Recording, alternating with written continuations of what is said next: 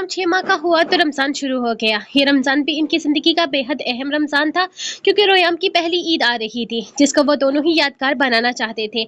लेकिन यारम का काम भी बढ़ चुका था। जितनी हसीन इसकी दुनिया हो चुकी थी, शायद इतनी ही बदतरीन दूसरी दुनिया भी थी। आए दिन जवान लड़कियों के रेप्स, इनको गलत कामों पर लगाना और फिर जवान लड़कों का नशे में धुत होकर इन नशे को दुनिया में फैलाना, अपने ही वतन के साथ गद्दारी करना, अपने ही लोगों को धोखा देना। हर शख्स चेहरा रखता था। सारा दिन ऐसे ही लोगों के साथ गुजार कर जब वो शाम अपने घर जाता तो इसे सुकून मिलता था। रूह के बगैर तो अपनी जिंदगी कभी तसव्वुर भी नहीं कर सकता था। लेकिन रोयाम ने इसकी जिंदगी में आकर इसकी जिंदगी को बेहद सुकून बख्शा था। रात को अपना सारा काम खत्म करके वो काफी देर से घर वापस आया था। इसके बाद कमरे में आया तो रोयाम रूह के साथ बड़े मजे से गहरी नींद सो रहा था। थोड़ी ही देर में सहरी का वक्त शुरू हो जाना था, इसलिए सोने का मकसद ना था। वो खामोशी से उठकर स्टडी में आ गया और अब तकरीबन पौने घंटे के बाद रूह को जगाने आया था। इन चंद सालों में इसकी जिंदगी कितनी हसीन हो गई थी। दिन रात गुनाहों की दुनिया में रहते हुए वो जब अपनी परसुकून फैमिली को देखता था, इसे अपनी सारी थकावट खत्म होती महसूस होती। रोयाम की नन्ही नन्ही शरारतों ने इनके घर को जन्नत बना दिया था। रोयाम की बस एक ही आदत से यारम चिढ़ता था, और वो थी वो अपने होते हुए रूह का ध्यान कभी यारम की तरफ ना जाने देता। वो 6 माह का बच्चा जरूरत से ज्यादा ही होशियार था। अब तो रूह भी कहने लगी थी, यारम आपके डिंपल से ज्यादा प्यारे मेरे बेटे के डिंपल्स हैं। फिर क्या थी, जलन की इंतहा हो गई। यारम में जो एक क्वालिटी रूह को नजर आती थी, वो भी अब इसके बेटे में थी। वो खामोशी से इसकी साइड आया और जगाने लगा। रुख सहरी का वक्त हो चुका है। इसने मोहब्बत से जगाया था, लेकिन रूह को जागने से पहले न जाने कैसे इसका बॉडी गार्ड जाग गया था। यारम का हाथ अपनी माँ के कंधे पर देखते ही इसका अलार्म बजने लगा। रोयाम, यार मैं कुछ भी नहीं कर रहा हूँ, तेरी माँ के साथ सिर्फ सहरी के लिए जगा रहा हूँ। इसे गला फाड़ कर रोते देखकर वो रूह से अलग हुआ था। यार क्या हो गया है तुझे? सिर्फ तेरी माँ ही नहीं, मेरी बीवी भी है। कसम से मेरी बात पे यकीन कर ले, यारम ने दुहाई देते हुए कहा, जबकि रोयाम गला फाड़ने रोने पर मसरूफ था। रोयाम को रोते देखकर रूह की आंख खुल चुकी थी। यार मेरा बेबी क्यों रो रहा है? वो रोयाम को अपने सीने से लगाई से चुप कराने की कोशिश करने लगी। मैंने कुछ नहीं किया रूह, तुम्हारा चौकीदार मुझे तुम्हारे करीब महसूस करते ही जाग आया और फिर रोने लगा। यारम ने फौरन अपनी सफाई पेश की थी। ये शायद दुनिया का वाहिद बच्चा था जो अपने बाप को अपनी माँ के करीब नहीं आने देता था, और यारम का वाहिद दुश्मन था जो इसे रूह से दूर रखता था और जिसका यारम कुछ भी नहीं उखाड़ सकता था। वो खुद भी इसे बहुत मोहब्बत करता था। आपने जरूर डांटा होगा या घूर के देखा होगा इसे। आपको पता है ना, आपके इस तरह से देखने से वो रोता है। रूह इसे चुप करवाते हुए बेड से उठी थी। यार मैंने कुछ भी नहीं किया, मैं सच कह रहा हूँ, ये अपने आप ही रोने लगा था। अच्छा तो अब आप ये कहना चाहते कि मेरा बच्चा रोतू है, हर वक्त रोता रहता है? रूह इसे घूरते हुए बोली थी। नहीं बेबी, मेरा ये मतलब नहीं था। मैं बस यही कह रहा हूँ कि मैंने कुछ भी नहीं किया, ये खुद ही रो रहा है। हाँ बिल्कुल, आप तो कुछ करते ही नहीं है। जो करता है मेरा मासूम सा बच्चा करता है। रूह बाकी मासूम बच्चों की तरह मासूम नहीं है, ये बहुत तेज है। यारम ने अपनी सफाई पेश करनी चाहिए थी। वाह वाह, आपको मेरे 6 माह का बच्चा मासूम नहीं लगता, बल्कि तेज लगता है। और खुद 32 साल के हो गए हैं। आप अपनी हरकतों पर कभी गौर नहीं किया? आपने खबरदार जो आपने मेरे मासूम बच्चे को ये इन निगाहों से देखा भी। रुख ने इसकी आंखों की तरफ इशारा किया था। कौन सी निगाहों से रुख? इन आंखों से जिनसे आप मेरे मासूम बच्चे को देख रहे हैं। रोयाम डर जाता है। यारम बेबी, तुम्हारा बेटा डरता नहीं, तुम्हारा बेटा डराता है। यारम ने बेबसी से समझाना चाहा था। वो बिना किसी गलती के गुनाहगार ठहराया गया था। यारम मैं इस वक्त लड़ नहीं सकती, वैसे वक्त कम है, मुझे सहरी बनानी है। वो फ्रेश होकर किचन की तरफ चल दी थी। वही मेज के सामने रखी छोटी कुर्सी पर रोयाम को बिठाया और खुद सहरी बनाने में मसरूफ हो गई। यारम भी फ्रेश होकर नीचे रोयाम के सामने वाली कुर्सी पर बैठा रोयाम को घूरने लगा था। बदले में यारम ने इसे घूर कर देखा तो वो इसे देखकर खिलखिलाकर मुस्कुरा रहा था। इसके गालों पर पड़ने वाले डिंपल्स देखकर यारम बेख्तियार मुस्कुराया था। इस वक्त इसे अपने बच्चे पर टूट कर प्यार रहा था। अपने डिंपल्स की नुमाइश करता नरमी से हंसता वो इसे भी मासूम बच्चा ही लग रहा था। इस वक्त यारम भूल गया था कि थोड़ी देर पहले शैतान ने अपनी शैतानियत का मुजाहिरा करते हुए इसे खूब डांट पलाई थी। यारम गैर महसूस अंदाज में कुर्सी से उठकर रोयाम के पास आया था। इसके इस तरह से अपने करीब आने पर रोयाम इसे घूरकर देखने लगा। जब यारम ने इसका नन्हा सा चेहरा थाम कर अपने जरहाना मोहब्बत का इजहार किया था, और उसके बाद रोयाम का ऐसा बाजा बजा के रूह बौखलाकर इसकी तरफ आई थी और इसे उठाकर प्यार करने लगी। जबकि यारम मुस्कुराता हुआ किचन से बाहर निकला था। थोड़ी देर पहले इसे पड़ने वाली डांट का बदला तो रोयाम को जरहाना प्यार करके वो वैसे भी ले ही चुका था। रूह बस इसकी पीठ को घूर कर रह गई थी। वो इस वक्त इससे बहस नहीं करना चाहती थी, क्योंकि सहरी खत्म होने में बहुत कम वक्त रह गया था। रोयाम को वो बहुत मुश्किल से चुप कराने में कामयाब हुई थी। वो इसे दोबारा कुर्सी पर बिठाकर एक बार फिर से खाना बनाने लगी। रूह वो चाय बनाने में मसरूफ हुई तो इसे पीछे से रोयाम की आवाज सुनाई दी थी। वो पहली बार बात करने की कोशिश कर रहा था और वो तो खुशी से फूले न समाई। अल्लाह, मेरा बच्चा पहली बार कुछ बोल रहा है। यारम जल्दी आए। तो यारम ने भी तो रोयाम ने भी पुकारा था, जल्दी आए, क्या हो गया है, वहां बाहर क्या कर रहे हैं। वो खुशी से मैं इस कदर दीवानी हो रही थी कि इसे ये भी याद न रहा कि थोड़ी देर पहले यारम की हरकत ने इसे गुस्सा दिलाया था और वो इसे नाराज भी हो रही थी। क्या हुआ है रूह, इतनी खुश क्यों हो रही हो। वो किचन में दाखिल होते हुए इसे खुश होते देखकर पूछे बिना न रह सका था। यारम, रोयाम ने अभी मुझे पुकारा, अभी इसने मुझे बुलाया। यारम, मैं सच कह रही हूँ। वो इतनी खुश थी कि इंतहा नहीं थी। मैं जानता हूँ वो 6 माह का हो चुका है, अब इसे बातें करनी आना शुरू हो जानी चाहिए। शहजादे, एक बार मेरे सामने अपनी माँ को पुकारो। रोयाम इसके सामने बैठते हुए यारम इसके सामने बैठते हुए कहने लगा, लेकिन वो मुंह बनाकर हाथ टेबल पर रखते हुए मेज पर ही लेट गया था और बाकुल यारम अब वो निकम्मी औलाद का सबूत देते हुए थोड़ी ही देर में नींद में उतर चुका था। इंतहाई बदतमीज औलाद है रूह, मैं बोल रहा हूँ तुम्हें। वो इसे अपनी बाहों में उठाई सीने से लगाकर बोला। इरादा इसे कमरे में छोड़कर आने का था, जबकि रूह इसकी शक्ल देखकर खिलखिलाकर हंसी थी। वो मानती तो नहीं थी, लेकिन इतना सा छोटा सा बच्चा अपने बाप से दुश्मनी मोल ले सकता है। लेकिन अब इसे भी लगता था कि रोयाम यारम का दुश्मन बन गया है। वो यारम की मर्जी का कोई काम करता ही नहीं था। रूह और यारम इस वक्त इसे सामने बिठाए इसे देख रहे थे। रोजा खुले में अभी काफी वक्त था। यारम रमजान में टाइम पर घर आने की कोशिश करता था और आज इत्तेफाक से वक्त पर आ भी गया था। रोयाम, देख, अगर तूने बाबा नहीं बोला ना तो मैं तुझे खा जाऊंगा। वो मसनूई गुस्से से बोल रहा था और कब से इसकी मिन्नतें कर रहा था कि वो एक बार इसे बाबा कहकर बुलाए। इतने नखरे दिखाने की हिम्मत आज तक किसी में नहीं हुई थी। इतने नखरे दिखाने वाले की अकर यारम एक पल में हाँ कर देता था, लेकिन आज सामने रोयाम था। लेकिन अब इसने वक्त से समझौता कर लिया था। इसके नसीब में ही निकम्मी औलाद है तो उसका क्या कसूर। यारम, ऐसे नहीं, बच्चों से प्यार से बोला जाता है, इतने गुस्से से नहीं। और आपका रोजा है, आप खाएंगे कैसे। वो इसे रोयाम पर गुस्सा करते देखकर बुरा मनाते हुए बोली थी। यारम ने घूरकर इसे देखा, वो इसे याद करवा रही थी कि इसका रोजा है, जैसे वो सचमुच में इसे खाने जा रहा हो। रोयाम, बेटा बताओ, बाबा के सामने बोलो। कि रोयाम कैसे बोलता है। रोयाम अभी बोलेगा। मामा, मामा नहीं, पहले बाबा बोलेगा। शाबाश मेरा बच्चा, अभी बोलो बाबा। यारम का बाजू यारम इसका बाजू पकड़कर इसे पीछे करते हुए रोयाम के मजीद करीब खिसका था। क्यों बाबा बोलेगा, पहले ये मामा बोलेगा, क्योंकि वो मामा से ज्यादा प्यार करता है। फिर कुछ और। वो इसे पीछे धकेलती खुद रोयाम के करीब आई थी, जबकि रोयाम शायद इन दोनों को देखकर कुछ सोच रहा था, जैसे फैसला कर रहा हो पहले किसे खुश करे। शाबाश मेरी जान, अगर तूने बाबा बोला ना तो पक्का वादा, मैं इस नस के साथ तेरी सेटिंग करवा दूंगा। मुझे पता है इसे तू बहुत पसंद करता है, लेकिन मैं तुझे ज्यादा भाव नहीं देती। लेकिन तेरा बाप है ना, तो फिक्र मत कर, तेरे बाप की खूबसूरती किस दिन काम आएगी। अब मैं अपने बच्चे के लिए इतना तो कर ही सकता हूँ। वो इसके दोनों गाल चूमते हुए प्यार से बोला। आजकल इसकी मोहब्बत की शिद्दत में कमी आई हुई थी, लेकिन इफ्तारी के बाद अगर वो इसके हाथ लग जाता तो बचता भी नहीं था। चुप करिए यार, मेरे मासूम से बच्चे को किन चीजों में लगा रहे हैं। इसे किसी नर्स में इंटरेस्ट नहीं है, समझे आप। मेरा बच्चा मासूम है। पता नहीं कैसे कैसे गंदे इल्जाम लगा रहे हैं आप इस पर। देखिए अभी मामा क्या क्या साबित करेगा। रोयाम आपसे ज्यादा मुझसे प्यार करता है। रूह के लहजे में बहुत मान था और फिर रोयाम साहब बोलने के लिए तैयार हुए। एक लंबा सांस खींचकर इसने माँ बाप को देखा जो बागौर इसे देख रहे थे।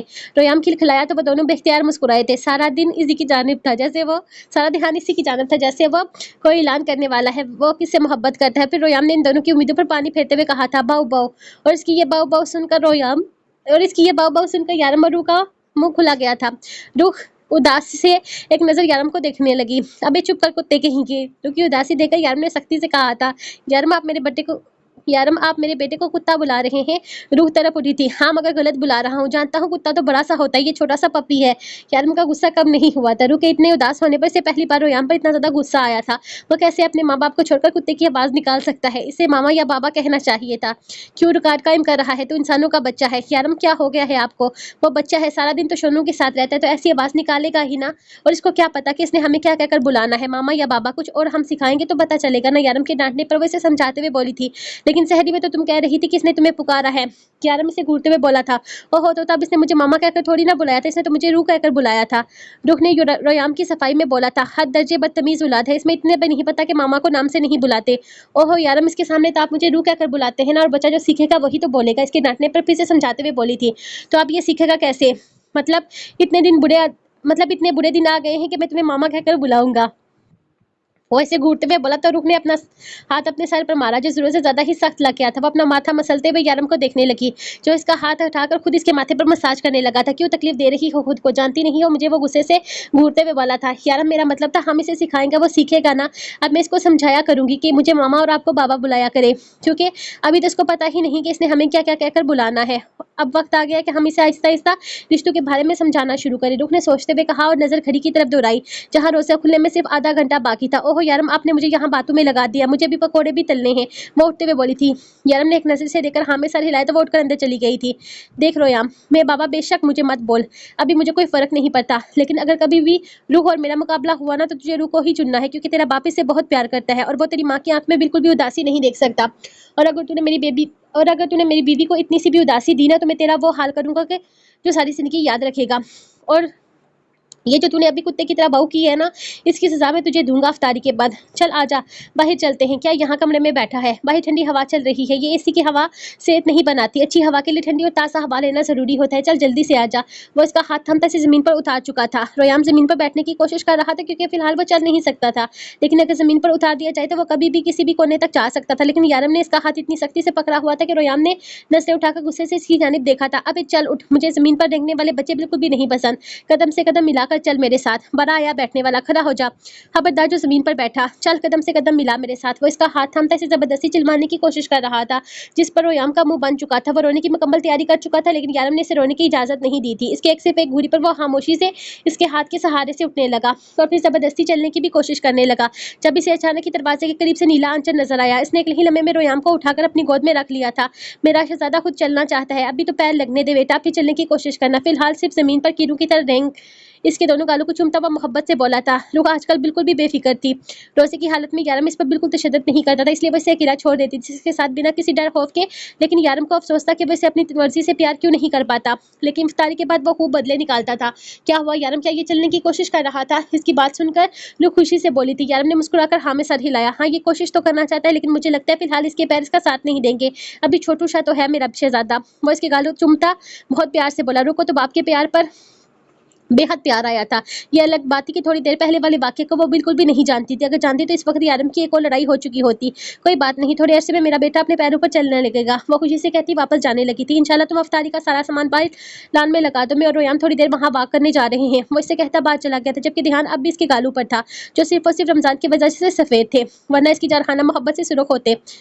रुख को जगाकर वो खुद नमाज अदा करने गया था। अभी वापस आया तो देखा रोयाम बेड पर एकदम तैयार बैठा है, सफेद कुर्ता शलवार और ऊपर से ब्लैक बास्केट, पैरों में नन्ही नन्ही सी खेड़ियां। इसे शहजादा बना रही थी। यारम का दिल चाहा कि वो इसके पास जाए और दिल खोलकर इसे प्यार करे, लेकिन फिर वो ईद वाले दिन इसे रोते हुए भी नहीं देख सकता था, इसीलिए अपने जज्बात पर कंट्रोल कर गया। इसने खुद भी बिल्कुल इसी के जैसे ही कपड़े पहन कर रखे थे। रुख ने खुद बनवाए थे रोयाम और यारम के कपड़े, और रुख की पसंद में वो दोनों ही शहजादों सी आन बान रखने वाले बेहद प्यारे लग रहे थे। इसकी ड्रेसिंग का कलर भी इनके जैसा ही था। इसने सफेद रंग का कुर्ता शलवार और उसके ऊपर ब्लैक कलर का नेट का दुपट्टा लिया हुआ था। ये रोयाम की पहली ईद इन दोनों के लिए ही बेहद स्पेशल थी। मेरा शहजादा बच्चा कितना प्यारा लग रहा है माशाल्लाह। वो इसका माथा नरमी से चूमता हुआ पीछे हटा, जब ध्यान शोनू की जानिब गया था। सफेद रंग का कुत्ता छोटी सी काली शर्ट पहने हुए था। रुख ने तो आज अच्छी खासी मैचिंग करवा डाली थी सबको। शोनू साहब हीरो लग रहे हो, और एक नजर शोनू को देखता आंख दबाकर बोला था, जबकि शोनू अपनी दुम हिलाते अपनी खुशी का इजहार कर रहा था। रोयाम बेड पे बैठा खिलखिला रहा था, और जो चीज से ज्यादा अट्रैक्ट कर रही थी वो थे इसके पैरों के जूते, जिन पर वो पूरा पूरा ध्यान देता, पूरा पैर उठाकर देखता और यारम को भी इशारा करता। इसके नन्हे से पैरों पर छोटे छोटे से जूते बेहद प्यारे लग रहे थे। इसे नजरें हटाकर वो रुख को तलाश करने लगा, जो शायद किचन में कुछ बनाने में मसरूफ थी। इसने जेब से एक रखता हुआ नोट निकालकर इसकी हथेली में थमाया, जो कि इसकी तरफ से इसकी ईदी थी, और फिर शोनू को इसके पास रहने का इशारा करता खुद किचन में चला गया। आखिर इसको भी तो ईदी देनी थी और लेनी भी थी। इसने किचन में कदम रखा तो वो शीर कुरमा बनाने में मसरूफ थी। सबने थोड़ी ही देर में आ जाना था, इसीलिए वो पहले से ही तैयारी कर लेना चाहती थी। बिरयानी दम पर रखी हुई थी, जबकि इसका सारा ध्यान कढ़ाई में कबाबों की तरफ था। जब अचानक यारम ने इसे पीछे से पकड़ते हुए इसका चेहरा अपनी तरफ किया, इसके लबों को अपने लबों के दस्तन में ले लिया और अपने अंदाज में इसे ईद विश करने लगा। ईद मुबारक बेबी, और थैंक यू सो मच मेरी ईद इतनी स्पेशल बनाने के लिए। रोयाम की पहली ईद बेहद स्पेशल है और हमेशा रहेगी। वो इसका गाल लबों से छूते हुए पीछे हटा था, जबकि यारम की इस हरकत ने इसे सुरख कर दिया था। आज भी इस शख्स की कुर्बत इसे कहीं का नहीं छोड़ती थी। अगर लैला और मासूमा यहाँ होती तो एक मिनट में इनको पता चल जाता कि रूह की सुरख रंगत सिर्फ यारम की जुसारत की वजह से है। हद होती है, यारम का भी तो होश कर दिया करे। अभी कोई आ जाता तो वो अपने हवास पर काबू पाती से डांटते हुए बोलते। वो मुस्कुरा दिया था। हाँ रूह, मैंने भी ऐसा क्या कर दिया? सिर्फ ईद ही तो दी है तुम्हें, अब ईदी लूंगा, अब दो मेरी ईदी। वो प्यार से हाथ इसके सामने फैलाते हुए बोला था। आप अपनी ईदी ले चुके हैं। इसने इसकी थोड़ी देर पहली वाली जुसारत की तरफ इशारा किया था। आप मुझे ईदी दे। वो उसके हाथ पर अपना हाथ फैलाते हुए बोली, इस हिसाब से तो मैंने भी तुम्हें 6 महीने पहले ही ईदी दी है, एक शहजादे के इस रूप में। इससे ज्यादा प्यारी तो कोई ईदी हो ही नहीं सकती। वो अपने वॉलेट से वो अपना वॉलेट निकाल के इसके हाथ पर रखते हुए बहुत प्यार से बोला था। रुख ने मुस्कुराते हुए हाँ में सर हिलाया और इसका वॉलेट भी अपने पास ही रख लिया। बात उसकी बिल्कुल भी सच थी। रोयाम से ज़्यादा प्यारी तो ईद वैसे भी इसके लिए और कोई हो ही नहीं सकती थी। वक्त गुजर रहा था, रोयाम की पहली सालगिरह आने वाली थी, जिसके लिए खूब तैयारियां की जा रही थी। हर कोई अपनी तरफ से रोयाम की सालगिरह की तैयारियों में अपना हिस्सा डाल रहा था। हिजर अपनी बच्चियों से बेहद मोहब्बत करता था, लेकिन रोयाम के साथ इसकी अटैचमेंट अलग ही लेवल की थी। वो इसे बेहद चाहता था, जानता था कि रोयाम भी इससे बहुत प्यार करता है, वो भी इसके साथ बेहद खुश रहता था। जबकि शारफ तो साफ कहता था कि रोयाम में अलग ही लेवल की कशिश है, इसे अपनी तरफ खींचती है। सारम हफ्ते में एक दिन जरूर इसके पास चक्कर लगाता। लैला ने कहीं बार यारम से कहा था कि वो इसे अपने ऑफिस में लाया करे, लेकिन यारम ने साफ इनकार कर दिया। वो अपनी फैमिली को अपने काम से बहुत दूर रखना चाहता था। वो तो शायद रूह को भी ये सब कुछ कभी ना बताता कि वो क्या काम करता है, लेकिन रूह एक दिन सब कुछ जान चुकी थी और वो इसके साथ भी थी। वो जानती थी कि यारम बुरे लोगों के साथ खिलाफ काम करता है। वो इससे यारम के काम पर कोई एतराज भी नहीं था, लेकिन यारम को एतराज था। वो अपनी फैमिली को इस खून खराबे से दूर रखना चाहता था। इसने लैला और मासूमा को भी मना कर दिया था कि वो अब ये काम ना करे, शारफ और हिजर पर सारी जिम्मेदारी डाल दे। लेकिन मासूमा और लैला का कहना था कि वो अपनी जिम्मेदारियां निभाना चाहती हैं, ये इनका काम है जो वो ताहयात करना चाहती हैं। इनके जिद के सामने यारम ने मजीद कोई बहस नहीं की थी, लेकिन अपनी फैमिली को इसने सबसे दूर ही रखा हुआ था। रुख को सब कुछ जानने के बावजूद भी वो कभी इसके सामने इन चीज़ों का जिक्र नहीं करता था। इसकी रूटीन आज कभी भी वैसी ही थी। सुबह काम इंसान की तरह घर से निकलता, सारा दिन वो कितने लोगों को मारता था, किन लोगों को काट कर इनकी जिंदगी खत्म करता था, इस सबसे कोई भी वाकिफ नहीं था। इसके पास इंपोर्ट एक्सपोर्ट की कंपनी के लीगल कागजात मौजूद थे, जो कि एक आम सी कंपनी थी, और एक्सपोर्ट का सामान पाकिस्तान से दुबई और दुबई से पाकिस्तान दूसरे मुल्क में शिफ्ट करती थी। यहाँ पर बहुत सारे लोगों की मुलाजमत चल रही थी। यारम ये कंपनी तकरीबन 10 साल पहले अपने हलाल पैसों से बनाई थी और इसी से आने वाले पैसों को वो रूह और रोयाम पर खर्च करता था। डॉन बनने के बाद दौलत की कमी इसे कभी भी नहीं हुई थी, लेकिन वो सारा पैसा वो यतीमों, गरीबों और ट्रस्ट में देता था। इसे इन पैसों से कोई मतलब नहीं था। वो रूह अपने बच्चे को कभी भी हराम नहीं खिलाना चाहता था और ना ही इसने कभी इन्हें हराम खिलाया था, और ये रूह भी बहुत अच्छे तरीके से जानती थी। इसे अपने शोहर पर फख्र था, जो हर लिहाज से एक परफेक्ट इंसान था। दुनिया इसे एक आम इंसान की तरह जानती थी, कोई बात से वाकिफ ना था कि वह डेविल के रूप में न जाने कितने हैवानों को इस दुनिया से हटा चुका है। कुत्तों का सफाया अभी भी करना है। Happy birthday to you, happy birthday to you, happy birthday dear Royam, happy birthday to you. हर तरफ से इसकी सालगिरह के गीत गाए जा रहे थे और वो शहजादा परेशान बेनियासी से यारम की गोद में चढ़ा इसके हाथ से केक काट रहा था। इनकी पार्टी में सिर्फ इनके खास लोग ही शामिल थे, जो यारम के लिए जो रोयाम के लिए प्यारे प्यारे गिफ्ट्स लाए थे, और जो गिफ्ट इसे सबसे ज्यादा पसंद आया था वो थी अपनी नानू की लाई हुई साइकिल, जिसमें बैठकर वो अपने ही घर की सैर कर रहा था। फिलहाल इसे साइकिल चलानी नहीं आती थी, इसलिए मुशारफ इसे पीछे से धक्का दे रहा था, जबकि अनायत इसके पीछे बैठी इससे साइकिल चलवाने की नाकाम कोशिश कर रही थी। जबकि महज सबको इग्नोर किया अपने क्रश के पास बैठी बातें करने में मसरूफ थी। यारम इसे अपने साथ बिठाए से स्कूल के बारे में पूछ रहा था। ये नहीं था कि वो आज इनके साथ नहीं खेल रही थी, वो हमेशा खेलकूद से ज्यादा अलग रहती थी, और हाँ, खास करके जब वो रोयाम के घर पे आती तो हमेशा यारम को ही देखती रहती थी। यारम को भी ये नन्ही सी गुड़िया बहुत पसंद थी। अनायत के लिहाज से महज थोड़ी कमजोर थी, नजर पर हर वक्त चश्मा चढ़ाए अपनी नन्ही सी नाक को छूती बहुत मासूम लगती थी। सभी जानते थे कि वो यारम से बेहद अटैच है, वो काफी जिद्दी थी, लेकिन जब यारम इससे कोई बात मानने के लिए कहता तो वो फौरन बात मान जाती थी। यहाँ तक कि इसका यह भी कहना था कि वो बड़ी होकर यारम चाचू से शादी करेगी, क्योंकि इत्तेफाक से भी यारम के डिंपल बेहद पसंद थे, जो इस घर में किसी के पास भी नहीं थे। रोयाम के आने के बाद भी इसने अपना क्रश नहीं बदला था, इसे आज भी यारम ही पसंद था। बेशक रूह बदल गई थी, लेकिन महर ने यारम के साथ किसी भी किस्म की कोई बेवफाई नहीं की थी। वो इस वक्त यारम से बातें करती बिल्कुल कोई खामोश तबीयत लड़की नहीं लग रही थी। वो अपनी सारी बातें इससे शेयर कर रही थी, जबकि यारम भी खामोशी से इसकी सारी बातें सुनकर बिल्कुल इसकी सोच के मुताबिक रिएक्शन दे रहा था। इसका इस तरह से प्यार से बात करना किसी और की नजरों में बहुत बड़ा गुनाह था। वो कब से इसे सख्त निगाहों से घूरे जा रहा था, जिसका वो यारम बिल्कुल नोटिस नहीं ले रहा था। और फिर अचानक घर में कड़ाकेदार रोने की आवाज गूंजी, जिसे सुनते हुए सब लोग ही बौखला गए थे। यारम भागकर बाहर की जानिब आया।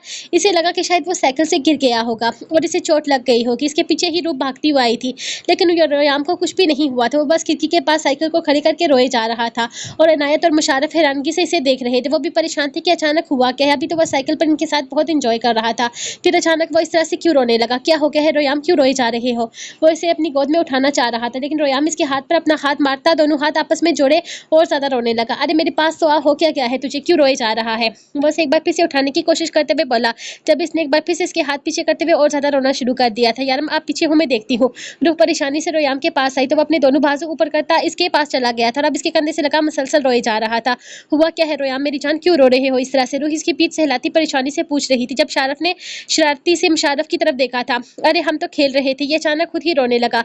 5 साल मुशारफ फौरन अपनी सफाई में बोला था, अनायत सच सच बताओ वो क्यों रो रहा है? अब वो अनायत से पूछने लगा, जो कंधा उचकाकर परेशानी से रोयाम को देख रही थी। कुछ तो हुआ है इसे, ऐसे ही तो नहीं रोने लग गया ना?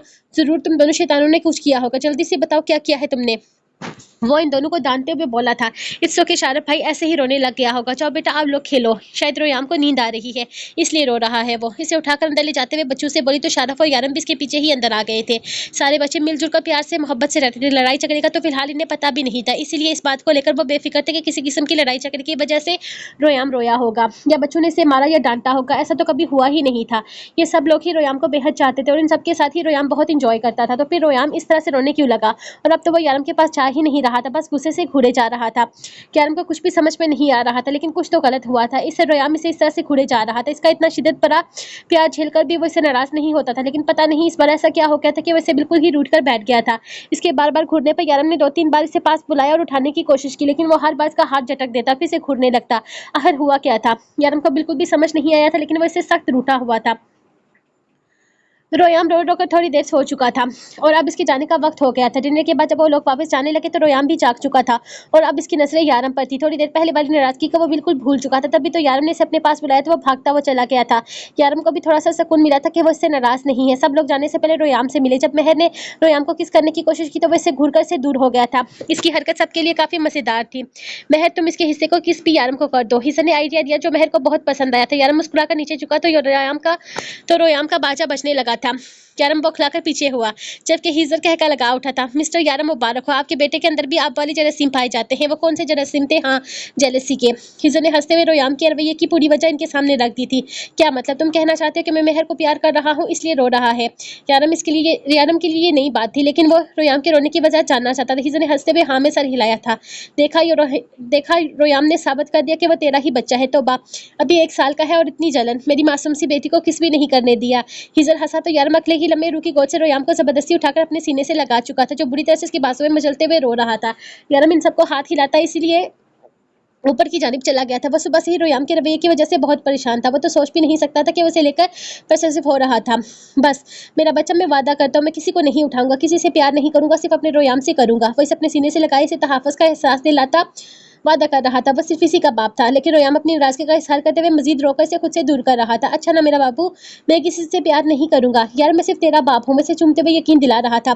थोड़ी ही देर में रोयाम का रोना बंद हो गया, लेकिन सूसू अब भी जारी थी। बस मेरा बच्चा, बाबा सिर्फ आपसे प्यार करेंगे। वो रोयाम का गाल चूमता इसे अपने सीने से लगा चुका था। ना जाने क्यों उसे रोयाम का ये रवैया बहुत अच्छा लगा था। वो खुद भी ऐसा ही था। इसे भी नहीं पसंद था रोयाम और रूह किसी और से मोहब्बत करे, और वही जरासीम इसकी अपनी औलाद में भी थे, जो रूह के लिए परेशानी थी लेकिन यारम के लिए बहुत खुशी की बात है। वो जानता था कि बच्चे जब छोटे होते हैं इन्हें सबसे ज़रूरत अपने माँ बाप की होती है। इनकी तवज्जो, इनके प्यार की ज़रूरत होती है। इतनी छोटी सी औलाद को अगर ठीक से संभाला ना चाहे तो आगे जाकर बहुत सारे मसाइल पेश आ सकते थे।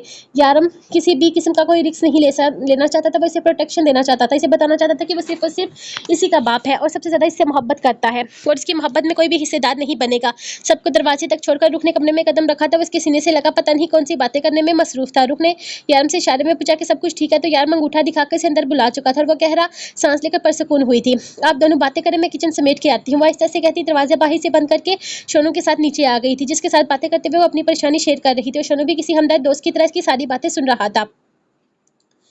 वक्त को पार लग चुके थे। वो अपनी परसुकून जिंदगी में बेहद खुश थे। आज लैला और हिजर में अच्छी खासी लड़ाई हो गई थी।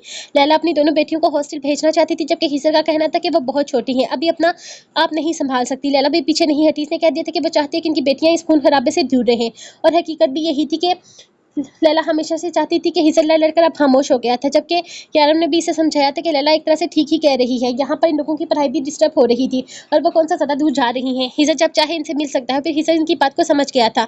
इन दोनों की सलाह करवाने के बाद वो घर वापस आया तो रोज़ की तरह रुख को आज भी रोयाम के साथ ही मसरूफ पाया था। लैला अपनी दोनों बेटियों को यहाँ से दूर भेज रही थी ताकि इनकी पर्सनल लाइफ डिस्टर्ब ना हो। यारम ने अपने डिम्पल की नुमाइश करते हुए इसे खबर सुनाई थी। जी नहीं, वो इन्हें खुद से दूर नहीं जी नहीं, वो इन्हें खुद से दूर इसलिए नहीं कर रही, बल्कि इसलिए कर रही है ताकि वो दोनों एक जगह महफूज पर रहें, अच्छे स्कूल में पढ़ सके। और मामू की बेटियां माशाल्लाह से 6 साल की हैं, वो रह सकती है, लेकिन मेरा मासूम रोयाम अभी सिर्फ 2 साल का है, वो नहीं रह सकता अपनी माँ के बगैर। इसने रोयाम को अपने साथ लगाते हुए मोहब्बत से कहा था, सबसे पहली बात, रूह 1000 बार समझा चुका हूँ कि तुम इस जिन को मासूम ना कहा करो। वो बच्चे और होते हैं जिन्हें मासूम का खिताब मिलता है, ये तो शैतान है, बल्कि शैतान का भी बाप है। यारम ने इसे घूरते हुए कहा, जिस पर वो मजीद खिलखिलाते हुए अपनी माँ के साथ चिपका था, जैसे इसका इरादा ही यारम को दिखाकर जलाने का हो। इस हिसाब से तो आप भी शैतान के दादा हुए। रूह ने हिसाब बराबर किया था। हाँ क्यों नहीं, अब इसकी सारी रिश्तेदारियां मेरी ही निकालो, क्योंकि इस खानदान का जिन भी मैं अपने घर लेकर आया हूँ। ना जाने कौन सा वक्त है जब औलाद की हवाई जागी, अगर पता होता कि ऐसी औलाद पैदा होगी तो अस्तगफिरुल्लाह अस्तगफिरुल्लाह, अल्लाह शुक्र अदा करने वालों को पसंद करता है। मैं तो दिन रात अल्लाह का शुक्र अदा करती हूँ कि इसने मेरी झोली में मेरा मासूम बच्चा डाला और एक आप है। बाप आपके जैसे नहीं होते। यारम रूह ने तौबा करते हुए कहा था, अगर बाप मेरे जैसे नहीं होते तो औलाद इसके जैसी नहीं होती। कौन सी औलाद है जो अपने माँ बाप के बीच में हड्डी बनकर हर वक्त अपनी माँ से चिपकी रहती है। इसे मेरे हवाले करो। आज मैं इसे शारफ के घर लेकर जाऊंगा। इसे समझाऊंगा कि इसके माँ पर इसके बाप का भी हक है। यारम ने इसे बाजों से पकड़कर अपनी गोद में उठाया, जिस पर वो तरफ का दोबारा अपनी माँ की तरफ लपका था। यारम, आप कितने जालिम हैं, इतने बड़े सितमगर हैं, एक बच्चे को इसकी माँ से जुदा कर रहे हैं। रुख ने ड्रामा करते हुए कहा था। रुख, खुदा के लिए खुदा का खौफ करो। मैं सिर्फ थोड़ी देर के लिए अपने साथ लेकर जा रहा हूँ, क्योंकि शारफ और मासूम से मिलना चाहते हैं। मैं नहीं हूँ इतना जालिम कि एक माँ को इसके मासूम बच्चे से अलग कर दूं।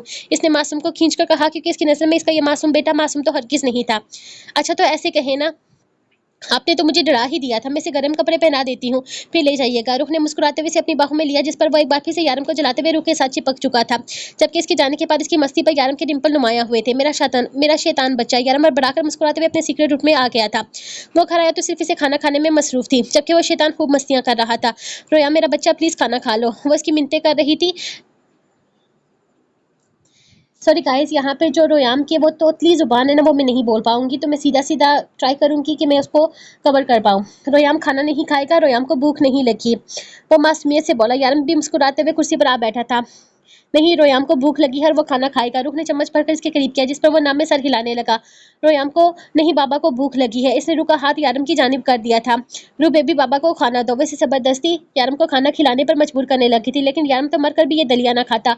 और अब तो इसने रोयाम के मुंह से रुख का नाम भी सुन लिया था। वैसे तो रुख ने इसके पहले भी कहा था कि वो इसे नाम से बुलाने लगा है, और रुख को इस बात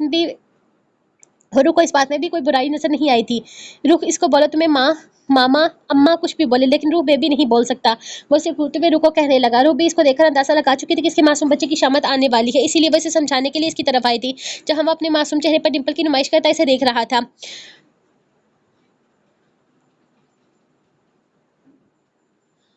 रूह बेबी, मेरा बच्चा।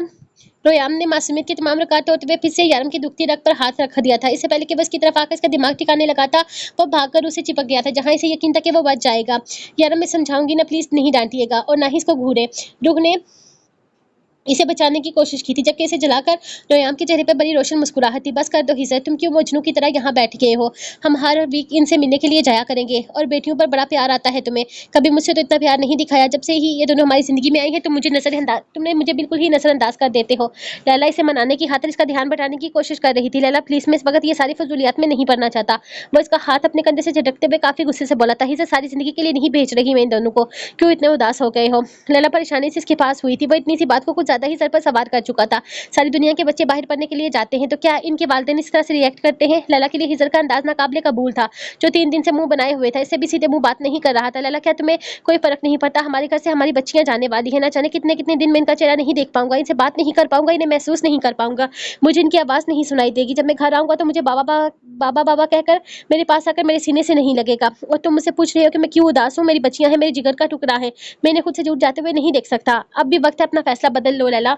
हम इन दोनों को संभाल सकते हैं, हम इन्हें प्रोटेक्शन देंगे, हम इनके वालिदैन हैं, इनका ख्याल रख सकते हैं। वो इसके दोनों हाथ थामे से समझाने लगा था। देखो हिजर, मैं भी इनसे मोहब्बत करती हूँ, वो मेरी भी बच्चियां हैं, मेरे लिए भी अहम है। वो मेरे लिए इतनी ही अहमियत रखती हैं जितनी कि तुम्हारे लिए। इस घर से जाने के बाद मेरी जिंदगी में बहरान हो गई है, सिर्फ तुम्हारी ही नहीं। हम इन्हें अपने पास रखकर भी इनकी हिफाजत कर सकते हैं, लेकिन इसे हम हर वक्त डरते रहेंगे कि हमारी बच्चियों को कुछ भी हो सकता है। हम अपने फर्ज को ठीक से अंजाम नहीं दे पाएंगे। मैं इन्हें एक ऐसी जिंदगी देना चाहती हूँ जिसमें वो आज़ादी से सांस ले सकेंगी। हम इन्हें घर से बाहर नहीं निकलने देते, कहीं लेकर नहीं जाते। तुमने नोट किया है, महर किसी से भी अपने दिल की बात शेयर नहीं करती सिवाय यारम के। खामोश रहती है, अलग रहती है। कुछ दिन पहले मुझसे पूछ रही थी, मामा अगर हम अकेले घर से जाएंगे तो क्या गंदे लोग हमें मार डालेंगे? मेरे पास कोई जवाब नहीं था हिजर, वो मेरी बच्चियां हैं, मैं इनको सारी जिंदगी डरते हुए नहीं देख सकती। अपने ही घर में वो खुलकर सांस नहीं ले पाती। मैं बस ये चाहती हूँ कि अपनी बच्चियों को एक ऐसा माहौल दूं जिसमें वो खुद को महफूज तसव्वुर करे, इसके अलावा और कुछ भी नहीं। वो इसे समझाते हुए बोली, जबकि हिजर बिना कुछ कहे उठकर बाहर चला गया था, जहाँ इनकी दोनों बेटियां खेल रही थी। कल ये लॉन बिल्कुल खाली हो जाना था, लेकिन इसकी परियां जाने वाली थी, और फिर एक हफ्ते के बाद सिर्फ 2 घंटे के लिए मुलाकात। हिजर के लिए ये लम्हात काफी मुश्किल थे। क्या अल्लाह, पता नहीं लैला के पास इतना बड़ा जिगर कहाँ से आया है। मुझ में तो इतनी हिम्मत नहीं है कि मैं मुशारफ को एक दिन भी खुद से दूर कर सकूं, और वह कैसे अपनी बच्चियों को यहाँ से दूर भेज रही है। वो दूध गर्म करते हुए मुसलसल शारफ से बातें कर रही थी। हाँ, बात तो सच है यार, लैला ने वाकई हिम्मत दिखाई है। हिजर तो अभी तक मान नहीं रहा। वैसे यार ने इसे समझाया है कि लैला एक तरह से ठीक कर रही है, लेकिन बच्चों को खुद से दूर कर देना कहाँ की अक्लमंदी है। लेकिन लैला का काम भी बहुत ज़्यादा है। देखो, तुम 3 बजे घर वापस आ जाती हो, मुशारफ के साथ वक्त गुजारती हो, लेकिन लैला के पास बिल्कुल भी वक्त नहीं होता। वो दोनों तो अपनी बच्चियों पर ठीक से गौर नहीं कर पाते। इनकी पढ़ाई भी मुतासर हो रही है, और आजकल दुश्मनों की नजर भी हिजर और लैला पे पिछले दिनों से इनके घर पर हमला हुआ है, बच्चियों को नुकसान हो सकता था, इस हिसाब से लैला का फैसला बिल्कुल ठीक है। शारफ ने इसे समझाते हुए कहा था। मासूमा दूध गर्म करके बाहर आ गई और अब शारफ को देखते हुए यही सोच रही थी कि चाहे कुछ भी हो जाए, वो तो अपने बच्चे से एक पल के लिए भी दूर नहीं हो सकती। पता नहीं लैला ये वक्त कैसे गुजारेगी। फिलहाल तो वो खुद को बहुत मजबूत जाहिर कर रही थी, लेकिन थी तो एक माँ ही, और अपनी औलाद से दूर रहना कितना मुश्किल होता है ये एक माँ से बेहतर और कौन जान सकता है। इसने अपने दिल पर पत्थर रखकर ये फैसला किया था जो हिजर को अभी तक कबूल नहीं था। हिजर बाप होकर अपने बच्चों से दूर जाने के फैसले के खिलाफ था, तो लैला तो इन्हें जन्म दिया था। वो किस तरह से ये सब कुछ फेस कर रही थी वही जानती थी, लेकिन फिलहाल तो हिजर इसके खिलाफ हुआ बैठा था जो इसे इसकी बच्चियों से दूर कर रही थी। यारम की आंख खुली तो वो इसके साथ बिना शर्ट उल्टा लेटा सो रहा था। वह जब से बड़ा हो रहा था इसने यारम की सारी आदतें अपनाई हुई थी। शर्ट पहन कर सोने का तो सवाल ही पैदा नहीं होता था, और अब तो सुबह होते ही वो उसके पीछे पीछे जिम रूम में पहुंच जाता था। वो एक्सरसाइज करने की पूरी कोशिश करता, और इसका ये शौक देते हुए यारम इसके लिए मिनी मशीनरी मंगवा रहा था। फिलहाल तो वह गहरी नींद में था। यारम सीधा होकर बैठा और बेड ग्राउंड से टेक लगाई। रूह ने सुबह 4 बजे के करीब से बेड पर रखा था, और उसके बेड पर आते ही इसने शरारतें शुरू करके यारम को जगाया था, और फिर खुद दूध पीकर आराम से सो गया था। इसने एक नजर दूसरी जानब सोई हुई रूह को देखा, जिसका हाथ रोयाम की पीठ पर था। इसने नरमी से रोयाम के माथे पर प्यार दिया और आहिस्ता से रूह का हाथ हटाता इसे उठाकर अपने ही रूम में मौजूद बेबी कार्ट में लिटा दिया, जो कि अब पहले से थोड़ा बड़ा और बेड की शेप में आ चुका था, लेकिन था अभी तक इन्हीं के कमरे में मौजूद, क्योंकि रूह का कहना था कि जब तक रोयाम 5 बरस का नहीं होता तब तक वो इसे अलग कमरे में नहीं लाएगी। और यारम ने इसके फैसले को अब कबूल कर लिया था। इसे बेबी कार्ट में सुलाकर वो वापस रूह के पास आया। वह गहरी नींद में सोई हुई थी, बेहद मासूम लग रही थी, पहले दिन की तरह बाकी सा बेशुमार मोहब्बतें समेटती हुई इसकी मासूम सी रूह। आजकल रूह के साथ इसका सुबह ही वक्त गुजरता था जब रोयाम सुबह की वक्त गहरी नींद में होता, वरना वो रात में भी इसके वक्त सोता था जब रूह सो चुकी होती। अगर इसे यारम का दुश्मन कहा जाता तो ये गलत नहीं था। रूह और यारम के रोमांस का भी दुश्मन था, लेकिन ये भी हकीकत थी कि इसमें यारम की जान बसती थी। इसे देखे बिना इसे सुकून नहीं आता था। सुबह उठते ही सबसे पहले इन दोनों का चेहरा देखता था, अब इसका दिन अच्छा गुजरता। इसने एक नजर से देखा और फिर दूसरी जानब सोई हुई रूह को। रूह का मासूम चेहरा देखकर इसकी नीयत खराब होने लगी थी। वह आहिस्ता से बेड पर वापस आया और उसको एक लम्हे में खींचकर अपने करीब कर लिया। वो बौख खुलाकर आंखें खोले से देखकर मुस्कुराने लगी। जो मुस्कुराता हुआ इसकी गर्दन पर झुककर अपनी मोहब्बत का इजहार कर रहा था। यारम क्या करते हैं आप, डरा दिया मुझे। इसके लबों का लम्स अपनी गर्दन पर महसूस करके वो मनमनाई थी। यही तो मसला है, तुम डरती बहुत हो, अब तो तुम्हें आदत हो जानी चाहिए। यारम कहते हुए इसके चेहरे पर झुका और इसके लबों को अपने लबों के दस्तर में लेकर अपनी जरहाना मोहब्बत का इजहार करने लगा। रूह की सांसें रुकने लगी थी, लेकिन यारम को इस वक्त सिर्फ और सिर्फ अपनी बढ़ती हुई तशनगी की फिक्र थी, जो रूह के करीब जाए बगैर तो खत्म हो ही नहीं सकती थी। आई लव यू यार, कैसे हो सकती है मुझे तुमसे इतनी मोहब्बत, में पागल हो जाऊंगा तुम्हारे प्यार में। अपनी वलवलाना मोहब्बत इस पर निसार करते वो खुले लफ्जों में इतराफ़े इश्क कर रहा था। रूह आज भी इसके अंदाज पर बौखला कर रह जाती थी। शादी के 7 साल बाद भी यारम की मोहब्बत में कमी नहीं आई थी, बल्कि इसकी मोहब्बत को इसने हर लम्हे के साथ बढ़ते हुए महसूस किया था, और इसकी मोहब्बत सिर्फ इसी के लिए थी। अपनी आती जाती हर सांस के साथ यारम ने अलग अंदाज में इसे बताया था कि वो इसकी ज़िंदगी में कितनी अहमियत रखती है। पिछले 7 साल से मोहब्बत का ये सिलसिला रुका नहीं था। यारम की बेपनाह मोहब्बत ने इसे निखार दिया था। वो अपने आप को अनमोल समझती थी। इसकी मोहब्बत की शिद्दत को महसूस करते हुए इसने अपनी आंखें बंद कर ली थी, और यारम आहिस्ता आहिस्ता इसकी हर सांस पर अपनी हुकूमत चला रहा था।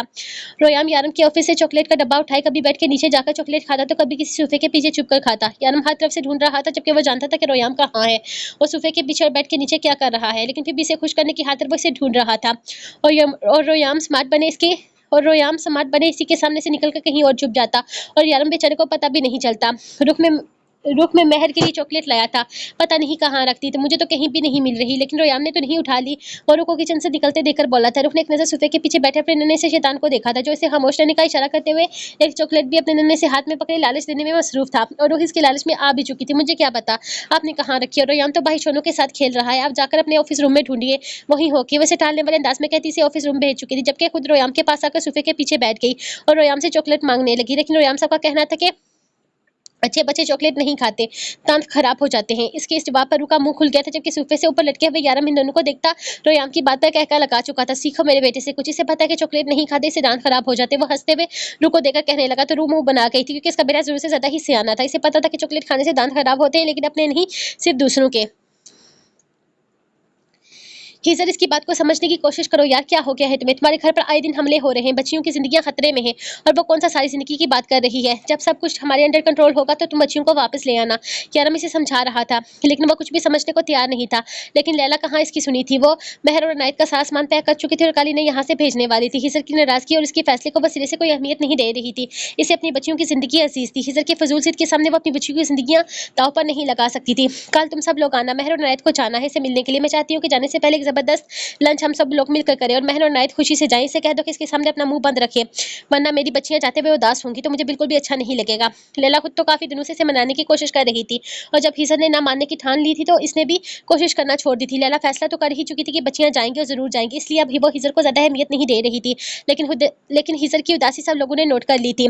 Dear crush, I love you, मैं आपको बहुत मिस करूंगी। महर यारम के गाल पर प्यार करती हुई उदासी से बोली तो यारम मुस्कुरा दिया था और ऐसा पहली बार हुआ था कि रोयाम ने कोई रिएक्शन न दिया, बल्कि यारम की गोद में आराम से बैठा रहा। लैला और हिजर के जाने के बाद भी रोयाम ने किसी किस्म का कोई बलबला नहीं मचाया था। हिजर की उदासी ने रूह और यारम दोनों को ही परेशान कर दिया था, लेकिन फिर भी लैला का फैसला इन्हें ठीक लग रहा था। बाबा, हम जानते हैं कि हमारे जाने के बाद आप हमें मिस करोगे, लेकिन आप फिक्र ना करें, हम रोज रात को आपको आपके ड्रीम में आया करेंगी और आपसे खूब खेलेंगी, बातें भी करेंगी और बहुत सारा प्यार भी करेंगी। वो दोनों इसके दाएं बाएं बैठी से बातें कर रही थी, जबकि लैला अभी तक इन दोनों का सामान पैक करने में मसरूफ थी। बाबा, हम आपको बहुत मिस करेंगे। महर इसके साथ लगी हुई थी, जबकि अनायत इसके बालों पर न जाने कौन सा डिजाइन बनाने में मसरूफ थी। मामा बाबा के बालों में रोज चंपी करना, और अगर मेरे बाल खराब हुए तो मैं छोड़ूंगी नहीं इनको। मामा सॉरी मामा, मामा बाबा के बालों में रोज चंपी करना, अगर मेरे बाबा के बाल खराब हुए तो मैं छोड़ूंगी नहीं आपको। हाँ, और बाबा जब काम से वापस आएंगे तो इन्हें हक भी करना, वरना हम दोनों जब वापस आएंगे तो आपको आपको डस्टबिन में फेंक देंगे, वैसे भी आप हमारे किसी काम की नहीं हो। महर हिस्से की गोद में बैठते हुए बोलते, लैला इसकी बातों पर से घूरते हुए इसके पास आई थी। बस बाप से प्यार है तुम लोगों को, मैं तो तुम लोगों की कुछ लगती ही नहीं हूँ। लैला आंखों में नमी लिए नाराजगी से बेड पर बैठी, तो इन दिनों में हिजर पहली बार मुस्कुराया था और इन दोनों को लैला के पास जाने का इशारा किया और अनायत और महर इसकी दाएं बाएं बैठी से मनाने की कोशिश करने लगी। हिजर अभी आहिस्ता से उठकर इसके सामने आ गया था। लैला इसके सीने से लगकर नमी को छुपाकर अपने आप को बहादुर जाहिर करने लगी थी, लेकिन हिजर जानता था कि ये वक्त इसके लिए भी इतना ही मुश्किल है। मैं भी तुम लोगों को बहुत मिस करूंगी और फिक्र मत करो, मैं और बाबा तुम लोगों को जल्दी वापस ले आएंगे। वो इन दोनों को यकीन दिलाते अपने सीने से लगा चुकी थी। अंदर एक खौफ था, एक वहशत फैली हुई थी, जैसे कुछ बुरा होने जा रहा है, बहुत बुरा। सुबह सब लोग आए थे। इन्हें गुड बाय कहने के लिए अनायत ने जबरदस्ती रोयाम को किस किया था, क्योंकि वो रूह के अलावा किसी का किस लेना पसंद नहीं करता था। महर ने यारम के हाथ से चॉकलेट दिया जो वो हमेशा के लिए लाता था। शारफ, सारम, मासूमा, उर्वा, मायरा, अदन, मुशर्रफ सब आए थे और फिर प्यारी सी परियों का सफर शुरू हो गया। लेकिन कौन जानता था कि इनका ये सफर आगे चलकर क्या साबित होगा। इनकी गाड़ी घर से निकलते हुए आधा घंटा हुआ था जब यारम के मोबाइल पर एक कॉल आई थी, जिस गाड़ी में महर और अनायत को जिस गाड़ी में महर और अनायत को हॉस्टल भेजा जा रहा था, रास्ते में वो गाड़ी ब्लास्ट हो गई थी। महर और अनायत की लाशों के टुकड़े हो चुके थे और अब शायद इनकी लाशों को समेट पाना भी नामुमकिन था। वो परियां खामोशी से दुनिया छोड़कर जा चुकी थी, अपनी माँ और बाप की परेशानियां खत्म करके, इनका घर ही नहीं इनकी जिंदगी भी वीरान करके। वो सब लोग अंदर बैठे हुए थे कि हिजर भी परेशान था, लल्ला के चेहरे पर भी परेशानी थी और यारम में इतनी हिम्मत नहीं थी कि वह इनकी बेटियों की मौत की खबर सुना पाता। हर तरफ खामोशी छाई हुई थी। एक हफ्ता यूं ही गुजर गया, इनकी बेटियां बिछड़ गई और वो कुछ न कर सकी थी। अभी कल की ही तो बात थी, वो इस घर में चहकती थी, सारा सारा दिन इसे तंग करती थी। वो तंग आकर इनको बांध देती, कभी वाशरूम में तो कभी टीवी के सामने सोफे के साथ। सारा सारा दिन इनको प्यार करती, समझाती कि वो इनकी माँ है और इनको इसका साथ देना चाहिए, ना कि हिजर का। और वह सारा दिन इसकी लाडलियां बनी रहती और हिजर के आते ही टीम चेंज कर लेती। वह नाराज होकर बैठ जाती, तो वो दोनों प्यार से इसे मनाती भी थी, लेकिन हर बात के एंड पर इसे बताती कि बस फिर भी बाबा है और वो अपने बाबा की परियां। और फिर वो परियां इनको छोड़कर चली गई। लैला का फैसला गलत साबित हो गया, इसकी बेटियां इसे छोड़कर चली गई। वो इनकी हिफाजत करना चाहती थी और खुद मौत के मुंह में छोड़ आई। कैसी माँ थी वो, अपनी ही बेटियों को खा गई, अपनी ही औलाद को मौत के घाट उतार दिया। वो अंदर ही अंदर घुट कर मर रही थी। अभी तक इसकी आंख से एक आंसू न गिरा और वो अपनी बेटियों को खा जाने वाली डायन थी, इसीलिए इन पर रोने का कोई हक नहीं था। इसने खुद अपने हाथों से अपनी मासूम बच्चियों की जान ली थी, तो अब वो किस तरह से आंसू बहाती। आंसू खामोश हो चुके थे, आंखें ऐसे खुश्क थी कि इनसे एक कतरा भी ना बहा। वो अपने आप को इस काबिल ही नहीं समझती थी कि अपनी बेटियों की मौत पर रोती। लैला, खुदा के लिए खुद को यूं अजियत मत दो, अपने अंदर अपने आंसू का गला घोंट कर खुद को मुर्दा साबित मत करो, इस तरह से तुम्हारा दिल मर जाएगा। मासूमा से समझा रही थी, कब इसके पास बैठी मसलसल रोए जा रही थी, मगर लैला तो जैसे पत्थर की बनी हुई थी। पिछले एक हफ्ते से एक आंसू न बहाया था, तो अब क्यों रोती। मासूमा, चली जाओ यहाँ से और मुझे अकेला छोड़ दो, कोई भी मेरे पास मत रहो। मैं डायन हूँ, अपना ही घर बर्बाद करने वाली, अपनी बच्चियों की जान लेने वाली, मुझे कोई हक नहीं है रोने का। मुझे मेरे हाल पर छोड़ दो, चले जाओ यहाँ से सब। इस पर एक बार फिर से पागलपन सवार होने लगा। रोने को तैयार न थी और अपने पास भी किसी को नहीं आने दे रही थी। हिजर बिल्कुल खामोश हो गया था, वह वैसे भी इसके पास नहीं आता था, बस अपने आप में ही मसरूफ रहता, ना किसी से कुछ बोलता हो ना ही किसी से कुछ कहता। इनके घर पर फैली गई फसर्दगी अब शायद खत्म ना होनी थी। पिछले 3 दिन से वो बुखार में तप रही थी, हालत इतनी खराब हो गई थी कि डॉक्टर को घर आना पड़ा। वो ना तो कुछ खा रही थी और ना ही किसी से बात कर रही थी। हिजर इसके पास आया, कितनी ही देर बात करने की कोशिश करता रहा, इसे समझाता रहा, ये किस्मत का फैसला है, तुम्हारा कोई कसूर नहीं। लेकिन लैला पर तो ऐसे चुप सवार हुई थी कि वो कुछ बोलती ही नहीं थी। पहले इसने खाना पीना छोड़ा, अब इसने बोलना चलना बंद कर दिया था, खुद को कमरे में लॉक करके रखती। हिजर कितनी ही देर इसके पास बैठा रहता, वो ऐसे कोई बात नहीं करती थी। अपनी अपनी जगह पर कोई इसे समझा चुका था, लेकिन वो कहाँ किसी की समझना चाहती थी। इसे बस अपनी बेटियां चाहिए थी, जो इसकी वजह से हमेशा के लिए इसे छोड़कर जा चुकी थी। वो इनकी हिफाजत करना चाहती थी। हिजर ने मना भी किया था, काश वो इसकी बात मान लेती, काश हिजर की नाराजगी को अहमियत देती, लेकिन इसने हमेशा अपनी करनी थी। इसने अपनी की थी, जिसकी सजा वो आज काट रही थी। इन्हें हमेशा के लिए खोकर वो इन्हें खुद से दूर कर रही थी। अल्लाह ने इसे हमेशा के लिए इनसे दूर कर दिया था। लैला की हालत दिन ब दिन बिगड़ती जा रही थी। सब लोग ही परेशान थे। अपना दर्द खुद तक महदूद रखने वाली वो अंदर ही अंदर मर रही थी। कमरे में अंधेरा था और वो इस अंधेरे की बात से बनी बिल्कुल खामोश। आज भी रुख और यारम इससे मिलने के लिए आए थे, लेकिन वो अब भी इसी अंधेरे में बैठी थी, जैसे किसी से कोई लेना देना ही ना हो। वो दोनों अलग नहीं सोती थी। इनका कहना था कि इनके बाबा को इनके बगैर नींद नहीं आती, लेकिन इसके बावजूद भी लैला ने इनके लिए अलग कमरा बनाया था और अब वो इसी कमरे में रहती थी। आज पहली बार यहाँ आकर रोयाम बिल्कुल अकेला हो गया था। आज इसे खेलने के लिए, इसे जबरदस्ती किस करने के लिए यहाँ इसकी दोस्त नहीं थी। वो इन दोनों को तलाश करता आहिस्ता आहिस्ता चलता इनके कमरे में आके अपने नन्हे हाथों से दरवाजा खोलता। वो नीम अंधेरे में भी लैला के वजूद को देख चुका था। किसी की आहट को महसूस करके लैला ने सर उठाया तो रोयाम दरवाजे पर खड़ा आहिस्ता आहिस्ता चलता हुआ इसके पास आ गया था और हैरानगी से इसे देखने लगा। शायद इससे पहले इसने लैला को कभी इस हालत में नहीं देखा था। वो खूबसूरत लड़की हमेशा तैयार रहती। इसने अपने आप को कभी दो बच्चों की मां लगने ही नहीं दिया था। वो अपना ख्याल रखती थी, अपने आप को संवार कर रखती थी। सबकी पसंदीदा वो ऐसे तो नहीं बनी थी। कोई भी बच्चा इसे कोई बच्चा इसे आंटी नहीं कहता था और रोयाम की तो वो रिश्ते में नानी लगती थी। रोयाम के इस तरह से देखने पर वो बेजान नजरों से इसे देखने लगी। इसका नन्हा सा वजूद इसे बच्चियों की याद दिला रहा था। वो ना चाहते हुए भी रो दी। इसके आंसू बहने लगे थे। आंखों ने आखिर हिम्मत हार कर अपना ज़ब्त खो ही दिया था। अगले ही लम्हे रोयाम इसकी आंख से बहते आंसू को अपने नन्हे से हाथ से इसके चेहरे पर से साफ कर डाला था। इसे किसी का रोना पसंद नहीं था, लेकिन लैला की तरफ वो खुद समझ नहीं सकता था। बेख्तियार लैला ने इसे खींचकर अपने सीने से लगाया और फूट फूट कर रोने लगी। इसकी रोने की आवाजें बाहर तक आ रही थी। वो सब भागते हुए कमरे की जानिब आए थे, जहाँ लैला रोयाम को अपने सीने में बेचे रोए जा रही थी। इसकी जरहाना गिरफ्त में रोयाम रोया ना था। शायद वो इसकी कैफियत को समझने की कोशिश कर रहा था। लैला का ये अंदाज इसके लिए इतना ही नया था जितना बाकी सबके लिए। आज तक लैला को किसी ने इस तरह से रोते हुए ना देखा था। वो तो इसके ग्रुप की शेरनी थी। वो सामने वाले को चीर फाड़ कर रख देने का हुनर जानती थी। आम औरतों की तरह रोना धोना आंसू बहाना लैला का स्टाइल नहीं था, लेकिन वो एक माँ भी थी। और वो आज वो शेरनी नहीं बल्कि एक माँ बनी हुई थी, जिसकी आंखों में अपनी बच्चियों के पीछे जाने का गम था। इसे जल्दी से इसके पास से इसने लैला को थाम कर अपने सीने से लगाया था, जबकि वो दीवानों की तरह रोयाम को चूमते हुए अपनी ममता की भी आस बुझा रही थी। हिजर मैं मर जाऊंगी। हिजर मुझे मेरी बच्चियां चाहिए। हिजर मैं नहीं रह सकती इनके बगैर रहना मेरे बस से बाहर है। मेरी तरफ की समझने की कोशिश करो। देखो देखिए मेरी ममता अधूरी है। देखो मैं अधूरी हो चुकी हूँ। हिजर मुझे मेरी बच्चियां चाहिए। वो एक हाथ से रोयाम को थामे, जबकि दूसरे हाथ में हिजर का काला झंझोड़ रही थी। सब्र कर लैला, सब कुछ ठीक हो जाएगा।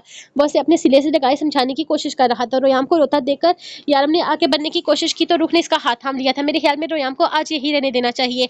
लैला को इसकी जरूरत है। वो आहिस्ता आवाज में बोली तो यारम इसे देखने लगा था। तुम इसके बगैर रह लो कि? यारम ने सवाल किया तो रूह ने नरमी से हाँ में सर हिला दिया था। हिजर तुम लैला को संभालो, हम कर चलते हैं। यारम ने अंदर आते हुए कहा तो लैला ने एक बार फिर से रोयाम को अपनी तरफ से सीने से लगा लिया था। लैला तुम रोयाम का ख्याल रखना। वो आहिस्ते से कहता इसके सर पर हाथ रखकर बाहर निकल गया था, जबकि लैला ने एक बार फिर से रोयाम को अपने सीने से लगा लिया था। घर आकर वो न जाने कितनी देर रोती रही और यारम ने इसे संभालने की कोशिश करता रहा था। लैला को इस तरह से टूटा बिखरा देखना किसी के बस की बात नहीं थी। वो इनके ग्रुप की सबसे बहादुर लड़की, रोना धोना आता कहाँ था इसे, और बाब इन सब चीजों को बेवकूफी तस्वर करती थी, लेकिन औलाद के काम ने इसे भी तोड़कर रख दिया था। इसका तरफ तरफ का रोना रूह को बेचैन कर गया था। औलाद के छिन जाने का खौफ कितना तकलीफदा होता है, लेकिन लैला ने तो अपनी बच्चियां ही खो दी थी। सब्र करना एक इंतहाई मुश्किल काम था। न जाने हिजर कैसे खामोश था। बस करो, रो कितना रो कि तुम्हारे आंसू मुझे तकलीफ दे रहे हैं। वो नरमी से इसकी आंखों को चूमता अपनी तकलीफ का एहसास दिलाते हुए बोला था, अल्लाह किसी की औलाद ना छीने यारम, इससे बड़ा दुख और कोई नहीं हो सकता। बस के सीने से लगी फुट फुट कर रोने लगी। परेशान तो वो भी था। अनायत चुलबुली सी, हर वक्त मस्तियां करने वाली प्यारी सी बच्ची और महर खामोश तबीयत, चुपचाप सी, जो हर दूसरे तीसरे दिन इसके घर आकर इसे अपने दिल की हर बात शेयर करती थी। यकीन तो इसे भी नहीं आ रहा था कि वो इसकी नजरों से हमेशा के लिए ओझल हो चुकी है। रूह की तबीयत खराब होने लगी थी। इसे सर दर्द की गोली देकर नींद की भी गोली दी कि वो परसुकून होकर सो जाए। उसे सोते देकर आहिस्ता से उठकर खिड़की के करीब आ गया था। वो अपने मोबाइल पर आने वाली कॉल सुनने लगा था। वक्त गुजर रहा था, सब कुछ मामूल के मुताबिक होने लगा था।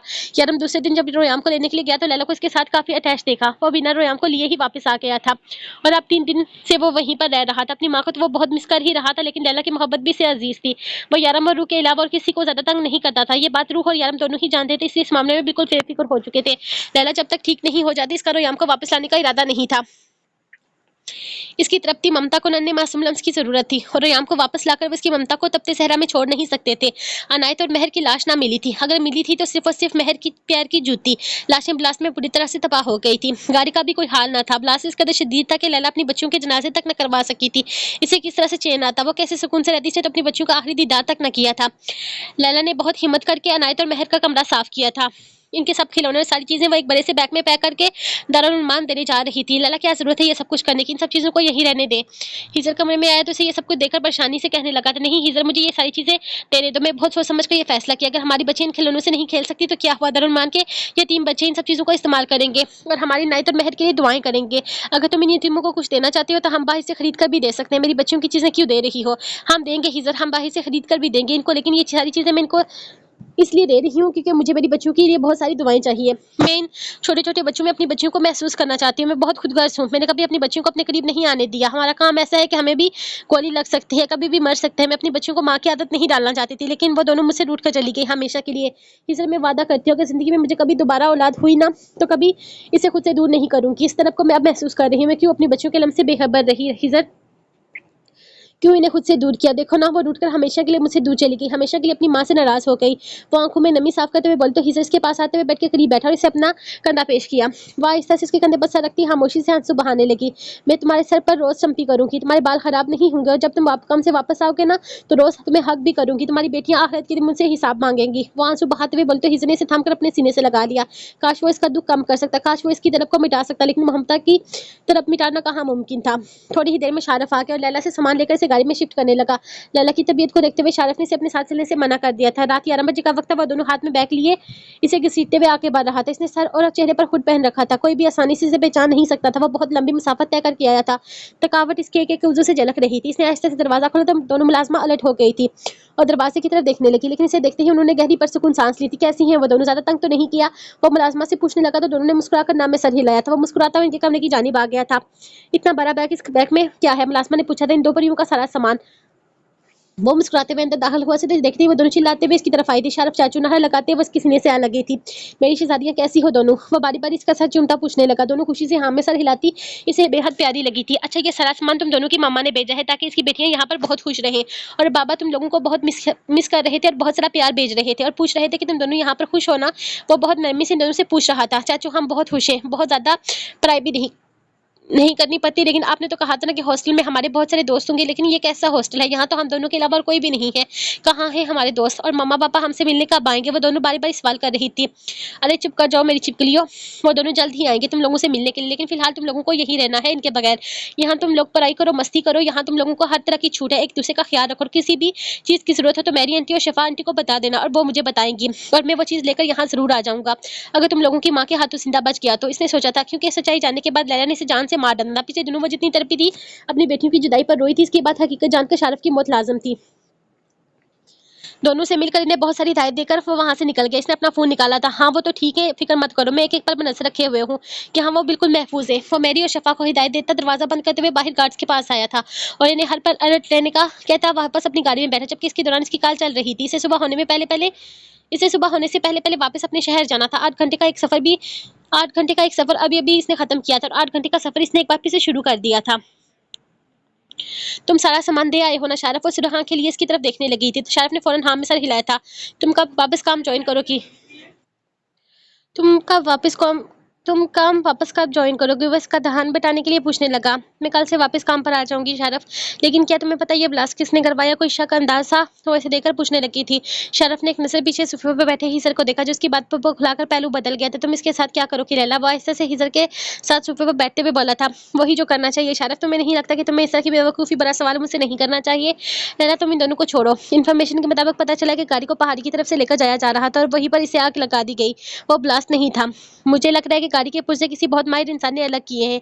मुझे ये बम ब्लास्ट नहीं लग रहा। मुझे लग रहा है कि ये काम किसी की प्लानिंग है। घर के अंदर दाखिल होते हुए एक फाइल टेबल पर फेंक कर यारम लैला को देखते हुए बोला था। किसकी प्लानिंग है ये डेवल, मुझे बता, मैं इसे चीर कर रख दूंगी। किसने किया है मेरी बेटियों के साथ ऐसा। फाइल को उठाए वो पागलों की तरह देखने लगी थी। हिजर की तो जान पर बनाई थी। मुझे शाम तक का वक्त हो लैला, मैं तुम्हें सब बताऊंगा और यकीन करो मुझे तुम्हारे कदमों में बैठकर तुमसे माफी मांगेंगे। वो सोफे पर इन दोनों को घूरते हुए बोला। शारफ ने बामुश्किल थूक निकला था। नहीं, वो मुझे मेरे कदमों में नहीं बल्कि इनकी लाशों के टुकड़े में अपनी आंखों के सामने देखना चाहती हूँ यारम। मुझे इनकी लाशें देखनी है जिन्होंने मेरी बच्चियों को जान से मार डाला। मैंने अपनी बच्चियों के सामने सांस लेता हुआ नहीं देख सकती। टेबल इन्हें मारकर मेरे पास लाना। लैला की शायद अंदाज पर हिजर सोफे से उठ बैठा था। लैला इसकी कोई मजबूरी भी तो हो सकती है। इसके बेसाख्ता कहने पर शारफ ने रख इसके पैर ऊपर अपना जूता मारा था। लैला ने हैरानगी से शख्स को देखा जो अपनी बेटियों से बेपनाह मोहब्बत का दावा तो करता था, लेकिन बेटियों की मौत पर इसकी आंख से एक आंसू न गिरा था। बेटा इनकी मजबूरियां तो मैं दूर करूंगा। आपने सारे बहाने और मजबूरियां लेकर शाम 6 बजे ऑफिस में पहुंच जाना। वो इन दोनों का कंधा था तो बातें आहिस्ता आवाज में बोला था। मतलब यारम सब कुछ जान चुका था। हिजर और शारफ एक दूसरे को देखने लगे। मतलब आज इनकी जिंदगी का आखिरी दिन था। लैला फाइल चेक कर रही थी जिसमें साफ लिखा था कि इस टिका का कोई ब्लास्ट नहीं हुआ था, बल्कि अगर ब्लास्ट नहीं हुआ था तो मतलब इसकी बेटियां जिंदा थी, कि उम्मीद इसके दिल में पैदा हुई थी। यारम अगर ब्लास्ट नहीं हुआ तो इसका ये मतलब है ना कि अनायत और मेहर, ऑफ कोर्स इसका मतलब ये हुआ कि वो दोनों जिंदा है और एक दो दिन के अंदर वो तुम्हारे पास आएंगी। कुछ नहीं हुआ तुम्हारी बेटियों को, ना ही अब मैं कुछ होने दूंगा। तुम लोग ऑफिस में मिलो। मुझे इन दोनों को घूरता हुआ वो बाहर निकल गया था। तुमने तो कहा था कि तुमने बहुत अच्छी प्लानिंग कर रखी है। यारम को कैसे पता चला प्लानिंग की? क्या प्लानिंग की थी तुमने? पहाड़ों पे जाकर गाड़ी को जला देंगे और इससे क्या साबित होगा कि लगेगा बम ब्लास्ट हुआ है। वाह भाई वाह, ये प्लान था तुम्हारा। बेगैरत आदमी प्लानिंग तो वो करता जो यारम की नजरों से बच जाती, जिसमें हमारे जिंदा बचने की चांसेस होते। अगर नहीं तो ये सब कुछ यारम को बता देते, वो खुद संभाल लेता। वो गुस्से से बड़ा हुआ इसे सुना रहा था। यही तो मसला है शारफ, अगर यारम को बताता वो अपने तरीके से संभाल लेता। अगर लैला को बताता तो वो शेरनी अपनी बच्चियों की जिंदगी पर मंडलाता। ये खतरा देखकर पता नहीं क्या से क्या कर देती। ये लोग मुझे धमकियां दे रहे थे कि अगर मैंने यारम को जान से नहीं मारा तो वो मेरी बेटियों को मार डालेंगे। यारम को मैं मार नहीं सकता, अपनी बेटियों को मरते देख नहीं सकता, वो भी तब जब मैं इन लोगों को जानता ही नहीं हूँ। बहुत सोच समझ कर मैंने ये फैसला किया था कि मैं अपनी बेटियों को सामने से हटा दूंगा।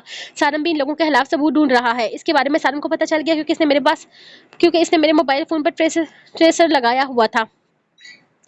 इन लोगों ने घर पर हमला किया।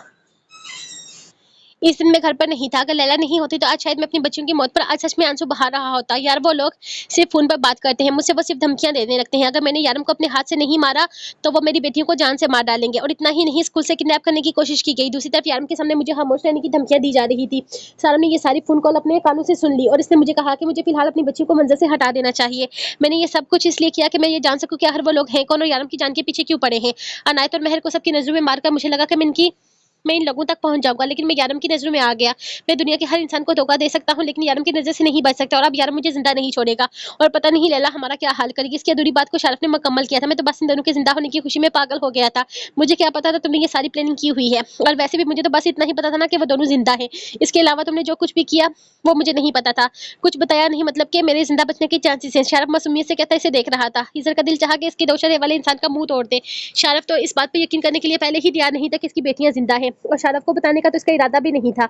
इसने इसे इसलिए बताया क्योंकि लैला को अकेला छोड़कर वो खुद अपनी बेटियों से मिलने नहीं जा सकता था। तुम्हारी कितनी गलती है ये तो तुम्हें यारम बताएगा। बेटा अगर मैं फंसा तो जिंदा तुम भी नहीं बचोगे। मेरा नाम भी खिजर है बेटा। मैं यारम और लैला को बताऊंगा कि इस पूरी प्लानिंग में तू शामिल था। तेरे जैसे दोस्त से तो दुश्मन अच्छे हैं। वो दुहाई देते हुए बोला था। दोस्त कौन है? दोस्त मेरा शारफ। दोस्त कौन दोस्त? मेरा शारफ नाम का कोई दोस्त नहीं। यहाँ कुछ देर पहले एक दुश्मन बना था और डेवल की टीम दुश्मनों के साथ क्या करती है वही तुझे यारम के सामने पता चलेगा। वो धमकी लगाकर उठकर बाहर चला गया था जहाँ लैला गुस्से में दाएं बाएं टहल रही थी। बहुत दिनों के बाद इसका पुराना रूप सामने आया था। शेरनी अपने शिकार के लिए तैयार बैठी थी। इस वक्त शायद वो ऑफिस जाने की तैयारी कर रही थी। तुम इस वक्त कहाँ जा रही है? वो इससे कोई सवाल करना नहीं चाहता था, लेकिन वो इसके गुस्से का ग्राफ चेक करना चाहता था कि पता तो चले कि जिंदा बचने की चांसेस है या नहीं। शायद इसे अपनी बेटियों का बाप समझकर जिंदा ही छोड़ ही दे। हिजर यारम ने कहा है कि वो मुझे कुछ सब कुछ बताएगा, लेकिन फिलहाल इसने मुझे कुछ बताया नहीं, तो सोचा खुद ही जा और फिर जाकर चेक कराती हूँ, क्योंकि इस फाइल में तो सिर्फ गाड़ी की तस्वीरें हैं और ऐसा लग रहा है कि किसी बहुत माहिर मैकेनिक ने इसके पुर्जे अलग किए हैं। लेकिन अब मैं इसके पुर्जे अलग कर दूंगी, क्योंकि एक ब्लास्ट के बाद जो गाड़ी की हालत होनी चाहिए वो तो इसकी हरगिज नहीं है। चलो तुम भी यारम तुम्हें भी बुला रहा है और शारफ को भी चलने का कहा। हमारे पास ज्यादा वक्त नहीं है। यारम ने तुमसे क्या कहा? क्या वो जानता है कि वो लोग कौन है? अपने सर पर लटकी तलवार का सोचकर कमरे से निकलते शारफ ने पूछा था। नहीं, ये तो नहीं पता, लेकिन यारम ने शारफ को ऑफिस में बुलाया है। हो सकता है वो हमारी कुछ मदद करे। लैला कहते हुए अपने जूते पहन चुकी थी। बेचारा सारम। लैला ये सोच रही थी कि यारम ने सारम को मदद के लिए बुलाया है। वो तो जानती ही नहीं थी कि आज की तारीख में 2 नहीं 3 जनाजे उठने वाले हैं। अल्लाह इन दुश्मनों के दिल में हमारे लिए रहम डाल दे, आज बचा ले, आइंदा कभी ऐसी हरकत नहीं करेंगे। लैला को बाहर निकलते देखकर शारफ ने पूरी शिद्दत से दबा की थी, जिस पर इसने शिद्दत से आमीन हिजर की जानिब से आया था। यारम ऑफिस से जाने से पहले घर आया था। 2 दिन से रोयाम को बुखार था, पहले हल्का फिर तेज फिर हल्का, और रूप बता रही थी कि अभी तेज हो गया है। वो सुबह से इसे हॉस्पिटल ले जाने वाला था, लेकिन इसे शारफ और हिजर के कारनामे का पता चल गया था। वो कुछ दिन से काफी डल डल लग रहा था। यारम ने घर आते ही सबसे पहले इसको देखा था। वो जाग रहा था, लेकिन फिर भी बिना शरारतों के आराम से बेड पर लेटा हुआ था, जिसका मतलब था कि वो बहुत ज्यादा बीमार है। मेरा शैतान इतना खामोश क्यों है? वैसे अपनी बाहों में उठाता प्यास इसका माथा चूमकर पूछने लगा। मुझे फीवर है। वो नन्हा सा हाथ अपने माथे पर मारता इसकी अकल पर मातम करते हुए बताने लगा था, फीवर की क्या मजाल जो मेरे बेटे को हो जाए, चलो जल्दी से बोलो अपने फीवर को कि अपने घर जाए, हमें नहीं चाहिए इसके अंदाज पर। मुस्कुराते हुए यारम ने इसे अपने सीने से लगाकर कहा था, नहीं जा रहा। मासूमियत से मुंह वसूल कर बोला, जब केरू के कमरे में आने पर फौरन यारम के सीने में छुप गया था, जो इसके लिए दवाई लेकर आई थी। रोयाम बेटा देखो, मैं साथ में चॉकलेट भी लाई हूँ, ये गंदी कड़वी सी दवाई पीकर आप साथ में मीठी सी चॉकलेट खाओगे तो आप जल्दी से ठीक हो जाओगे। वैसे प्यार से बहलाते हुए बोली थी, मैं सिर्फ चॉकलेट खाऊंगा। वो मुंह बनाकर बोला था, लेकिन चॉकलेट कोई दवाई नहीं, ठीक होने के लिए तुम्हें मेडिसिन लेनी होगी, वरना डॉक्टर अंकल आपको इंजेक्शन लगाएंगे। वैसे समझाते हुए बोली, जब अगले ही लम्हे वो बेड पर खड़े होकर इनकार करने लगा था, मैं तो एकदम ठीक हूँ, दवाई की जरूरत नहीं। लेकिन इसका नन्हा सा वजूद अगले ही लम्हे बेड पर गिर गया था। अगर यारम इसे बर वक्त न थामता तो यकीनन वो चकरा कर जमीन पर गिर जाता। रोया मेरी जान, आप ठीक नहीं है और मेडिसिन आपको लेनी होगी और मुझे जरूरी काम है, मैं निपटा कर आता हूँ, फिर हम डॉक्टर के पास चलेंगे। यारम कहकर से जबरदस्ती दवाई खिलाने लगा। रोयाम रोने लगा तो उसे चूमकर रू की गोद में डालकर वैसे समझाते हुए कहने लगा था, जबकि रू इसका रोता हुआ वजूद अपने सीने से लगाकर इसे चुप करवाने की कोशिश करने लगी थी। जानती थी कि वो इसे दवाई नहीं खिला पाएगी, क्योंकि वो रोयाम को इस तरह से रोता हुआ नहीं देख सकती थी, लेकिन यारम इसके रोने की फिक्र करते हुए इसकी सेहत पर कोई रिस्क नहीं लेता था, और इस वक्त को इसने ऐसा ही किया था। रोयाम को दवाई खिलाकर वो खिजर और शाहरुख का हिसाब करने जा रहा था। अपनी जरहाना अंदाज से रोयाम को दवाई खिलाना इसे भी अच्छा नहीं लगा था, लेकिन ये इसके लिए जरूरी था। रुको इसका ख्याल रखने का कहता वो अपने ऑफिस में चला गया, तो न जाने से चेक कर और न ही इसे चुप करवाने में रुको कितना वक्त लगा था। खिजर साहिबा, लाला की बच्चियां कहाँ हैं? वो इंतहाई गुस्से से पूछने लगा था। यारम यार क्या हो गया है तुम्हें? मेहर और अनायत मेरी भी बच्चियां हैं, मैं बाप हूँ इनका, इनके साथ कुछ बुरा नहीं होने दूंगा। हिजर ने समझाते हुए कहा था। मैंने पूछा लाला की बच्चियां कहाँ हैं? हिजर वो एक जोरदार मुका इसके मुंह पर मारते हुए फिर इसी अंदाज में बोला था, मेरे पास है और बिल्कुल ठीक है। हिजर ने अपना मुंह साफ करते हुए बताया, जहां इसके हमले की वजह से खून बहने लगा था। मैंने कहा कहाँ है, और एक बार फिर से इसका कलर पकड़कर अपने सामने करने लगा। जब वो बोल उठा, तुम्हारे फार्म हाउस पर मेरी और शफा के पास, वो फौरन बोला था, मतलब कि इन सब में वो दोनों भी शामिल है। यारम ने बेयकीनी से कहा, वो इसकी वफादार साथी थी, इनसे यारम को ऐसी उम्मीद नहीं थी। नहीं, वो तो हमारे साथ देने के लिए तैयार ही नहीं थी, लेकिन मैंने इनकी मिन्नतें की और कहा कि यारम को सब कुछ पता है, तब जाकर उन्होंने हमारी मदद की। सारम ने किसी तोते की तरह याद किया, वह सबक सुनाया। आज वो भी इस लिस्ट में शामिल था, जिसमें हिजर और शारफ थे, और आज इसकी वर्दी भी किसी काम की नहीं थी। मतलब कि तुम लोगों ने मुझे इल्म में लाए बगैर मेरे ही लोगों को इस्तेमाल किया। अपने हाथ में पकड़ा हुआ डंडा पूरी शिद्दत से सारम की पुष्ट पर मारते हुए चिल्लाने पर मजबूर करके यारम ने पूछा था, गलती होगी माफ कर दो। वो लोग हमें धमकियां दे रहे थे कि अगर हमने तुम्हें कुछ भी बताया तो वो लोग अनायत और मेहर को जान से मार डालेंगे। वो लोग स्कूल में गए थे अनायत और मेहर को किडनैप करने के लिए, लेकिन वहाँ स्कूल के गार्ड ने इनको बचा लिया था और फौरन ही मुझे फोन करके बताया कि वहाँ मेरी बच्चियों को किडनैप करने की कोशिश की जा रही है।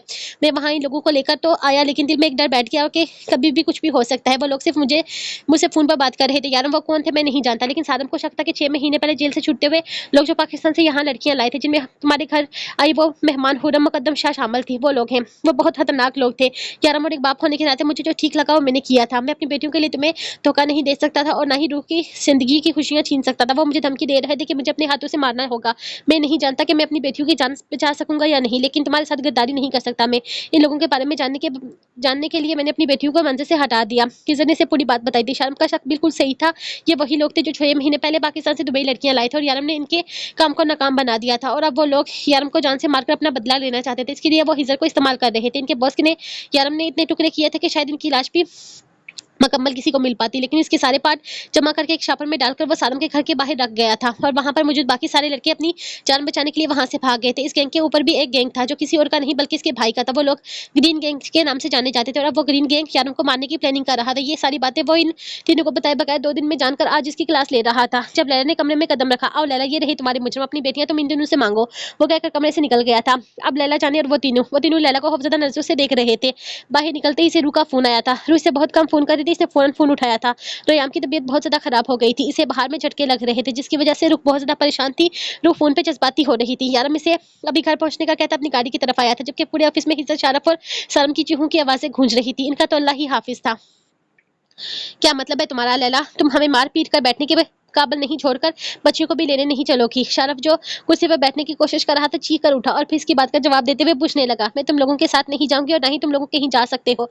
यारम के ऑर्डर मिलने से पहले और मेरी वहां न जाने की वजह यह है कि यारम ने मुझे मना किया है। इसने कहा है कि तुम लोगों ने बेवकूफ़ी का काम करने के बावजूद भी इन दोनों को एक जगह सेफ जगह पर पहुंचाकर अच्छा काम किया है, इसलिए फिलहाल इन दोनों को वहीं पर रहने दो जहां वो दोनों सेफ है, और बाकी तुमने जो हमसे ये बात छुपाई इसकी सजा में तुम लोगों को दी है। मतलब कि हमने जो काम किया वो बिल्कुल ठीक था, तो सजा किस बात की? सारम बोला, क्योंकि इसे भी यही लगता था कि इसने जो किया है वो बिल्कुल गलत नहीं है वो बस स्मार्ट बनने की। लैला ने जवाब दिया था, और हिजर तो सिर्फ और सिर्फ अपनी बच्चों की हिफाजत करना चाहता था, और एक बाप होने के नाते जो कर सकता था इसने किया था। इसने जो भी किया था इसमें कुछ भी गलत नहीं था। तो इन्हें बेकार में इतनी सजा की उम्मीद थी।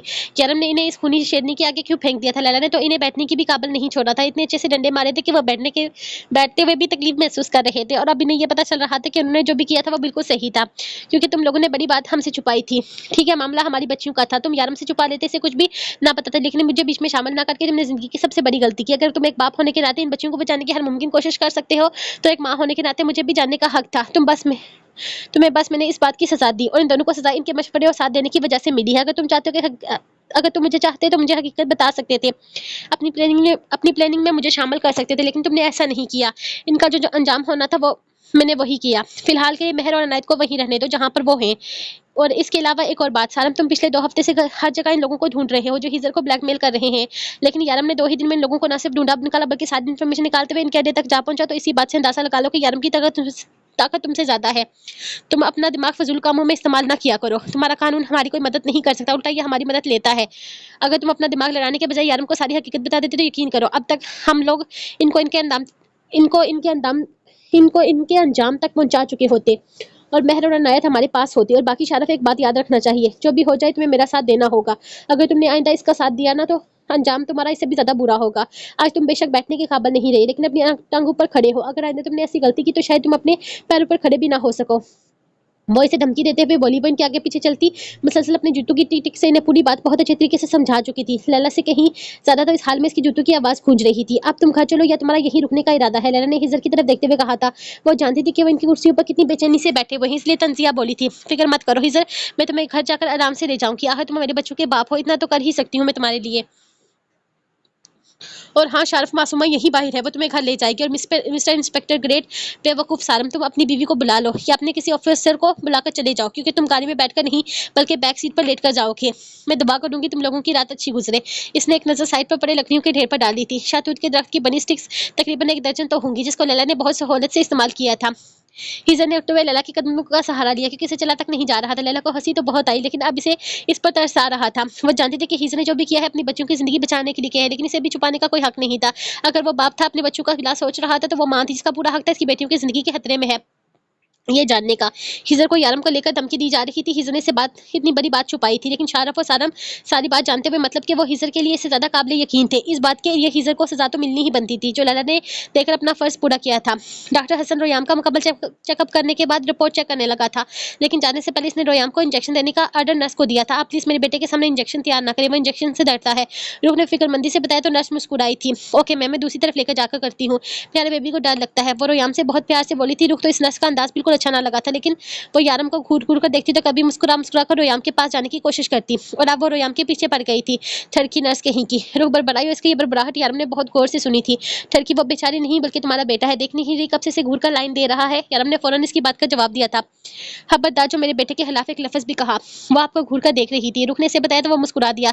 क्या बात कर रही है? मतलब तुम्हारे बेटे के होने के बावजूद कोई मुझे देख रहा था? लगता है नर्स की नजर खराब है। रुख यारम से कहती थी कि इसका बेटा यारम से ज्यादा प्यारा है, तो लगे हाथ यारम इसने इसका बदला भी ले लिया था। मुझे भी ऐसा ही लगता है, वरना आप में देखने के लायक है ही क्या? रुख कहाँ पीछे हटने वाली थी। वाह बीबी, अपनी ठरकी औलाद को कुछ मत कहना। हंस हंस के तुम्हारा बेटा इसे अपनी तरफ तवज्जो करे और इल्जाम तुम मेरे सर पर डाल दो। रोयान बेटा, बता इसे कि जब तू पैदा हुआ तेरी नर्स के साथ सेटिंग करने की कोशिश की थी तेरे बाप ने। वो तो ना जाने कहाँ चली गई, लेकिन इसके साथ ही सेटिंग करवा सकता हूँ तेरी। ये मुस्कान बता रही है कि तुझे बहुत पसंद आ गई है। वो क्या ख्याल है, शादी करवा दूँ तेरी इसके साथ? वो रोयाम को देखते हुए हंसते हुए बोला था, जबकि बाहर की शिद्दत में तपते हुए रोयाम ने फौरन नाम में सर हिलाया था, मतलब कि ये भी नहीं पसंद, फिर किससे शादी करेगा? यारम ने हंसते हुए कहा। रुकने से घूर कर देखने लगी थी। खुदा को माने यारम, रोयाम सिर्फ 2.5 साल का है, इतनी लंबी सोचे नहीं है मेरे बेटे की शरीफ मासूम से बच्चे के लिए ऐसा कौन सा बाप कहता है। मैं इसके अंदाज पर यारम ने हंसते हुए कहा था। ना जाने इसने किस बात पर नाम में सर हिलाया था और यारम पता नहीं इसे किस अंदाज में ले गया था, और खुद इन दोनों बाप बेटे की बातें समझ में नहीं आती थी। मैं सच कहता हूँ, एक बार नाम तो ले, तेरी शादी किसके साथ करनी है मैं इसे फौरन अपनी बहू बनाकर ले आऊंगा, और अगर तू इसको पीटना सीखा तो तेरा बाप बहुत हैंडसम है, कोई ना कोई अगर तू इसको पटा ना सका तो तेरा बाप बहुत हैंडसम है, कोई ना कोई जुगाड़ कर ही लगेगा तेरे लिए। बस तू बता के तुझे शादी किससे करनी है? वो बलपुश शरारती अंदाज में बोला था जानू शाही से। जानू साइंस से। यारम की बात मुकम्मल होने पर रोयाम ने फौरन जवाब दिया कि यारम और रुख दोनों ही इसे हैरानगी से देखने लगे। रोयाम की याददाश्त बहुत तेज थी। ये 2 माह पहले की बात थी जब खुर्रम मुकद्दम शाह इनके घर पर आकर रुकी थी और रोयाम तो इस पर पूरी तरह से फिदा हो गया था। इसे रोयाम का पहला क्रश कहा जाए तो ये गलत नहीं था। जो खुद रोयाम पर पूरी तरह से फिदा हो गई थी। अगर वो शादीशुदा ना होती तो रोयाम कभी इसे जाने ना देता। अगर इसका टांग का दायम शाह के साथ फिट ना होता तो पक्का मैं तेरी शादी इसके साथ करवा देता। यारम के अंदाज पर रुख ने इसे घूर कर देखा था। वो 22 साल का है, ऐसी सोचे नहीं है मेरे मासूम शरीफ से बच्चे की। रुख ने इसकी सफाई पेश करते हुए कहा था, रू बेबी तुम्हारा बेटा कितनी पहुंची हुई चीज है तुम्हें बिल्कुल भी अंदाजा नहीं है। तुमने देखा नहीं इस नर्स को कैसे देख रहा था और बार बार मुस्कुरा मुस्कुरा कर डिंपल शो करता था। इसका इरादा इसे जाने देने का नहीं था। वो तो बेचारी शादीशुदा निकली, इसका शोहर इसे लेने आ गया, वरना आज वो हमारी बहू होती। यार अभी भी हंसते हुए रू को छेड़ने लगा था जब नर्स कमरे में दाखिल हुई। आई एम सॉरी मैं ज़रा लेट हो गई। मुझे डॉक्टर ने बुलाया था। आपकी बेटी की रिपोर्ट्स आ चुकी हैं, लेकिन डॉक्टर का कहना है कि वो तफसील से चेक करना चाहते हैं, इसलिए आप लोगों को रिपोर्ट कल ही मिलेंगे। तो तब तक क्यों ना हम रोयाम को इंजेक्शन लगा लें। मुस्कुराते हुए वो रोयाम के सामने आकर बैठी थी तो रोयाम ने मुस्कुराकर डिंपल की नुमाइश की। माशाल्लाह बहुत प्यारा बच्चा है आपका। वो रोयाम की तारीफ करते हुए इंजेक्शन लगाने लगे। यारम ने बहुत नरमी से रोयाम के दोनों बाजू थाम लिया ताकि वो हिले नहीं, लेकिन जिस पर रोयाम ने घूरकर अपने बाप को देखा था, शायद वो समझ गया था कि इस अस्पताल क्यों लाया गया है। प्लीज बेबी रोना नहीं, बिल्कुल दर्द नहीं होगा, मैं बिल्कुल दर्द नहीं लगाती आपको, कहते हुए वो नरमी से इंजेक्शन लगाने लगी और रुख ने कब से आंखें बंद किए रोयाम के रोने की आवाज का इंतजार कर रही थी। इंजेक्शन लगने के बाद इसकी आवाज ना आई थी, बल्कि वो तो अपने बाप का कहा साबित करते हुए मोहब्बत भरी नजरों से नर्स को देख रहा था, जिसे सचमुच में से प्यार हो गया हो। देखा, बिल्कुल दर्द नहीं लगाया ना। मैं बहुत प्यार से इसका वो बहुत प्यार से इसका गाल चूमते हुए बोली तो रोयाम ने शर्माते हुए रू के सीने में अपना मुंह छुपा लिया था। मतलब कि इसका बेटा शर्मा रहा था, वो भी इस लड़की से, मतलब कि वो सच में थरकी था। यारम की बात सच्ची थी। इसके अंदाज पर यारम ने अपनी मुस्कुराहट बहुत मुश्किल से रोकी थी।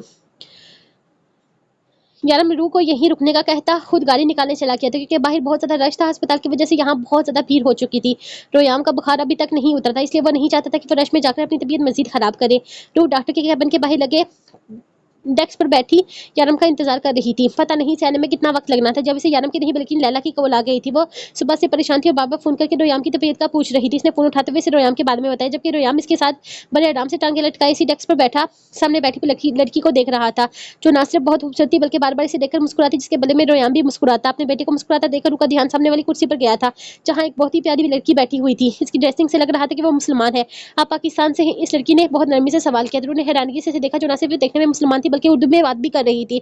रूह ने हाँ में सर हिलाया तो लड़की मुस्कुराकर रोयाम की जानिब मुतवज्जो हुई थी।